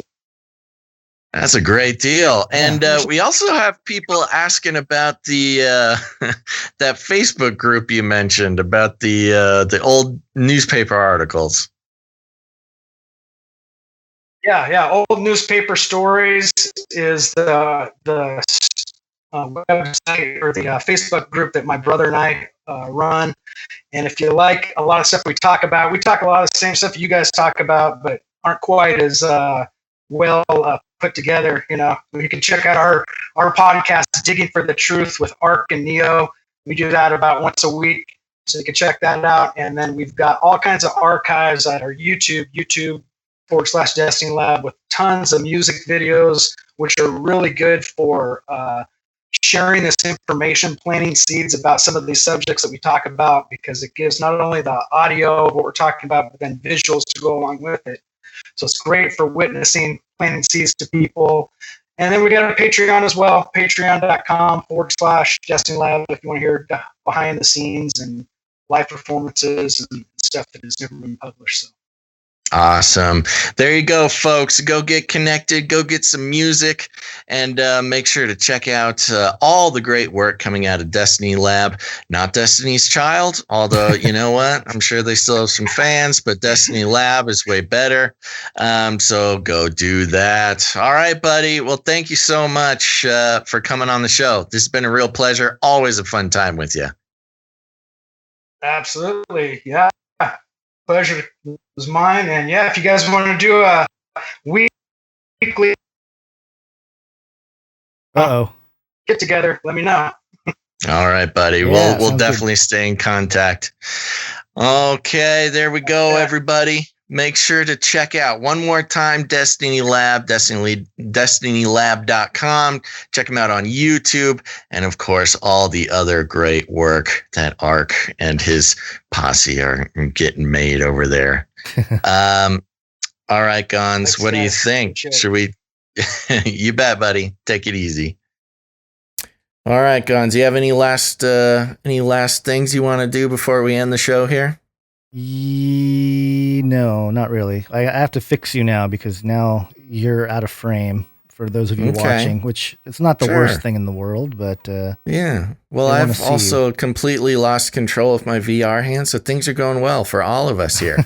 While you fix that, I'll go ahead and remind everybody that we will be circling back on Monday, March 8th, 2021. That's right, Monday, March 8th. If you haven't done so already, make sure to hit that like button. It really helps out the show, convinces the algorithms that needs to share it with other people, and it's just nice. It's just a nice thing to do. So please go ahead and like, subscribe, bell button, and all. Like, subscribe, bell button, all. Like, subscribe, bell button, all. That's right. And thanks to all of our producers for this episode of Canary Cry News Talk. That is episode 308. And my browser is completely falling apart, so I need to close some tabs so I can thank some of our producers. And those producers are... You want me to Reload. Yeah. Oh, yeah. Okay. Thank those producers for us, guys. Producer Maharani, producer Ashton, producer Martins, producer Ismail, producer John L, producer Allison G, producer Brian S, producer Saul A, producer Shield Labs. There you go. And of course, thank you to Jade Bouncerson for the timestamps and all of our artists and jingle makers who make this show possible. And remember, we will need producers for episode 309 on Monday, March 8th, 2021. So if you want to become a producer, go ahead, give it some thought, pray about it. And if you feel led, we always need producers for Canary Cry News Talk. So you can consider doing that by heading over to patreon.com/CCNT. Or if Patreon's not your thing, go ahead and head on over to canarycryradio.com/support. canarycryradio.com/support. So little on the screen. It's like that screenshot of Beetlejuice, where he's sitting in the waiting room at the doctor and there's the shrunken head man. Normal Norm said Basil needs some pineal gland. I'm so little. So tiny. All right, everybody. So there you go. Thank you to all producers and future producers. I can't wait to meet our future producers on Monday. And remember, if you are a creative person, if you're putting together jingles, maybe you're doing some different character impersonations. Maybe you do a great Fred Flintstone, or I don't know what you're into, but whatever it is. Or if you're an artistic person and create some art, you can send all those things to canarycryradio@gmail.com for convenience, or canarycryradio@protonmail.com if you're one of those crazy people who doesn't like corporations reading all their emails.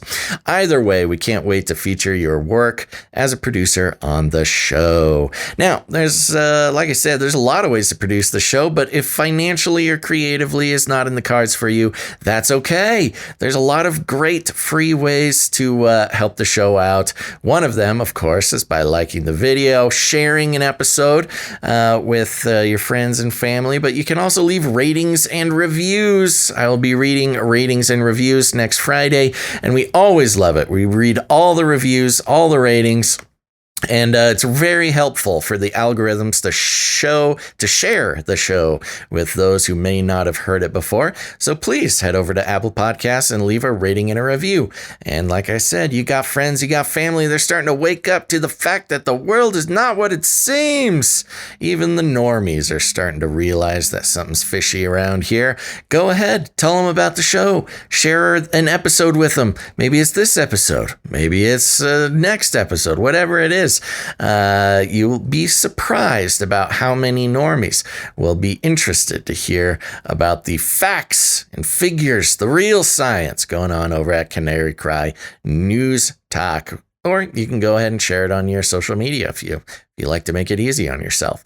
Either way, thank you so much. We call it Rattling Some Cages, folks. And if you need any more instructions, here's what you do. You walk right up to them, you grab them by the cage, and then you shake it. The end of the world occurred pretty much as we had predicted. I want to shake things up, stir up some controversy, rattle a few cages. Hey, stop that! You'll never silence me.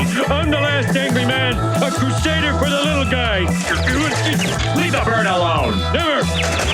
Rattle a few cages.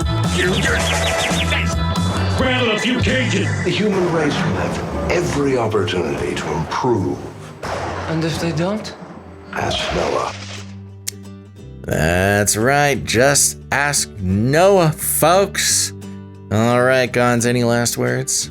I just want to thank Ark for coming on to the show, and we'll hopefully see him again soon. And thank you for all the producers. Thank you all the people in the live chat. Hope everyone has a great weekend, and watch out for those banana peels. That's right. Don't get goofed on by those banana peels, folks. Come on. And of course, again, don't forget, head on over to destinylab.com. Get yourself some music. Great deal. Don't forget to let them know that we sent you. All right, folks. One more time, we're circling back on the 8th of March. That's for Monday. That's next Monday. So make sure to turn on notifications, follow us in multiple locations, and of course, subscribe to the podcast version because we put that out every show. It's increased quality. It's a great place to listen to the show. Okay, folks, thanks for listening to this episode of Canary Cry News Talk. Make sure to tune in next time. But until then, think outside the cage. Their Bible, for heaven's sakes. Are you even woke? This is the way. You can't handle the truth. Everybody loves waffles. Remember, reality is an illusion. The universe is a hologram. Buy gold. Buy! I want to shake things up, shake things up. I want to shake things up, shake things up. Leave the bird alone. I want to stir up some controversy. I want to rattle a few cages. I'm the last angry man. You'll never silence me. I'm the last angry man. I'm the last angry man. You'll never silence me. I'm the last angry man. A crusader for the little guy. Well, we'll see about that. Whatever, Illuminati. Pot, that's where I started. Light up a huge blunt, a joint. Give everybody magic mushrooms. Smoke. The CIA, lots of intelligence agencies have tested secretly dosing communities. LSD. Psychoactive pills should be covertly administered.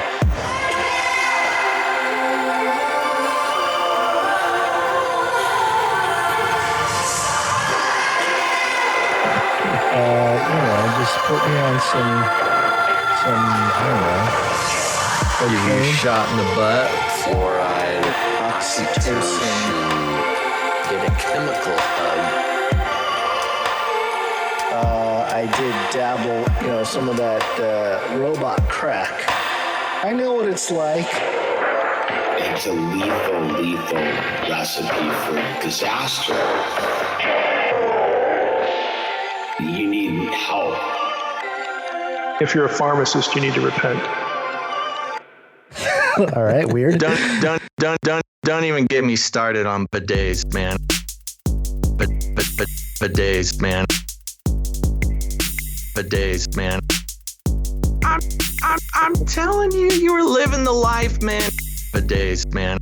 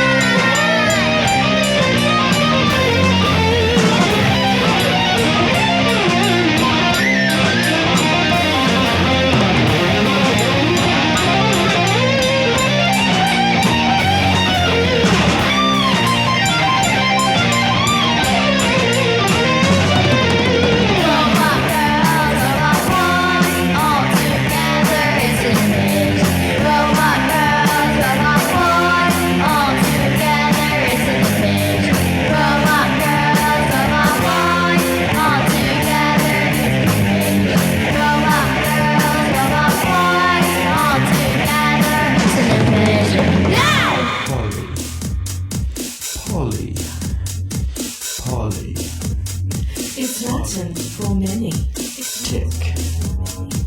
Tick. Tick. They'll suck your blood. Politic. Politic. Politic. Many bloodsuckers. Politician. Politician. Politicians are politics. Don't let them drain you all away.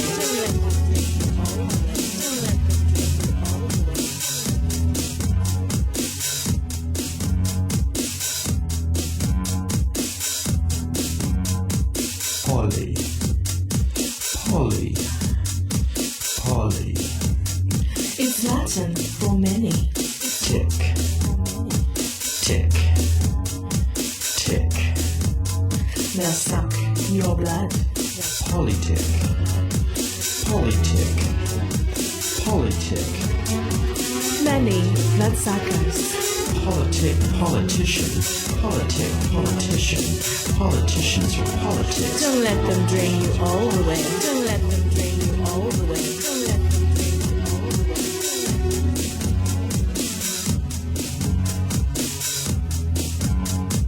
Left wing. Right wing. Left wing. Right wing. Left wing. Right wing. Left wing. Right wing. Left wing. Right wing. Left wing. Right wing. Two wings, same bird. Two wings, same bird. Two wings, same bird. Two wings, same bird. Same bird. Poly. It's Latin for many. Tick. Tick. Tick. They'll suck your blood. Politic. Politic. Politic. Many bloodsuckers. Politician. Politician. Politicians are politics. Don't let them drain you all the way. Don't let them drain you all the way. Don't let them drain you all the way. Don't let them drain you all the way. Don't let them drain you all the way. Don't let them drain you all the way.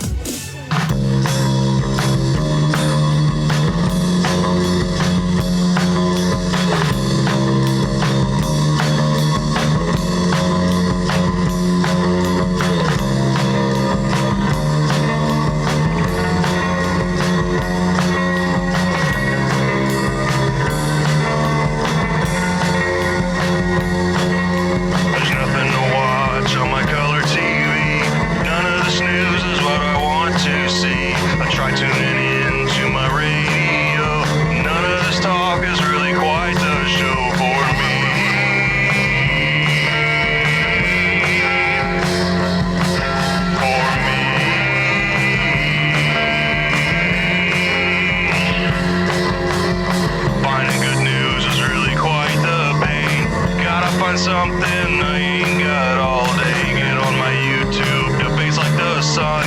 See what's new, demonetization. What's this? To my surprise, I spot a big pair of googly eyes. Click on the video and turn up the sound.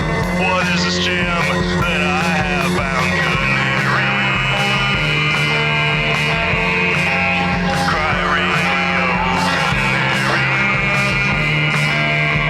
cry news talk,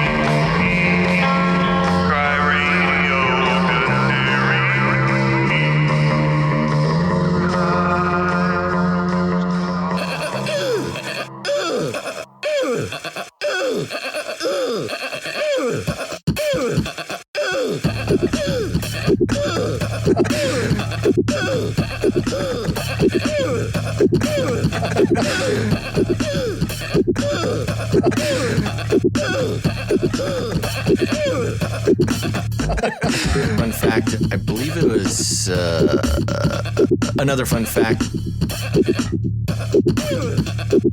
Fun fact. Another fun fact. Brings me back to my Screamo days.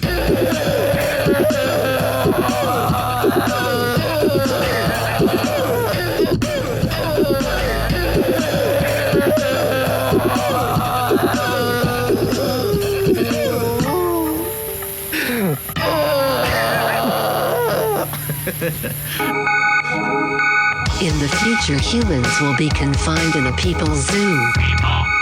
I'll keep you safe and warm in my people's zoo. I'll keep you safe and warm now in my people's zoo. You, yeah, you in my people's zoo. I'll keep the cameras on.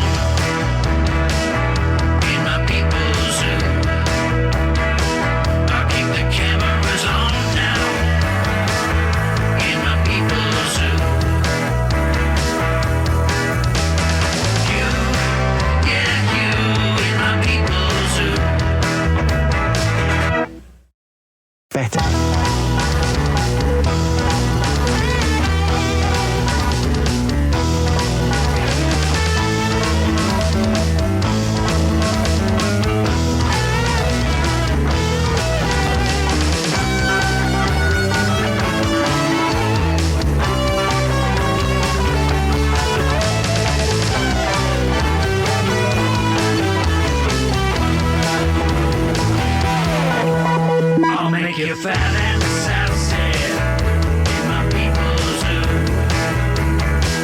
I'll make you fat and sassy in my people's zoo. You, yeah, you,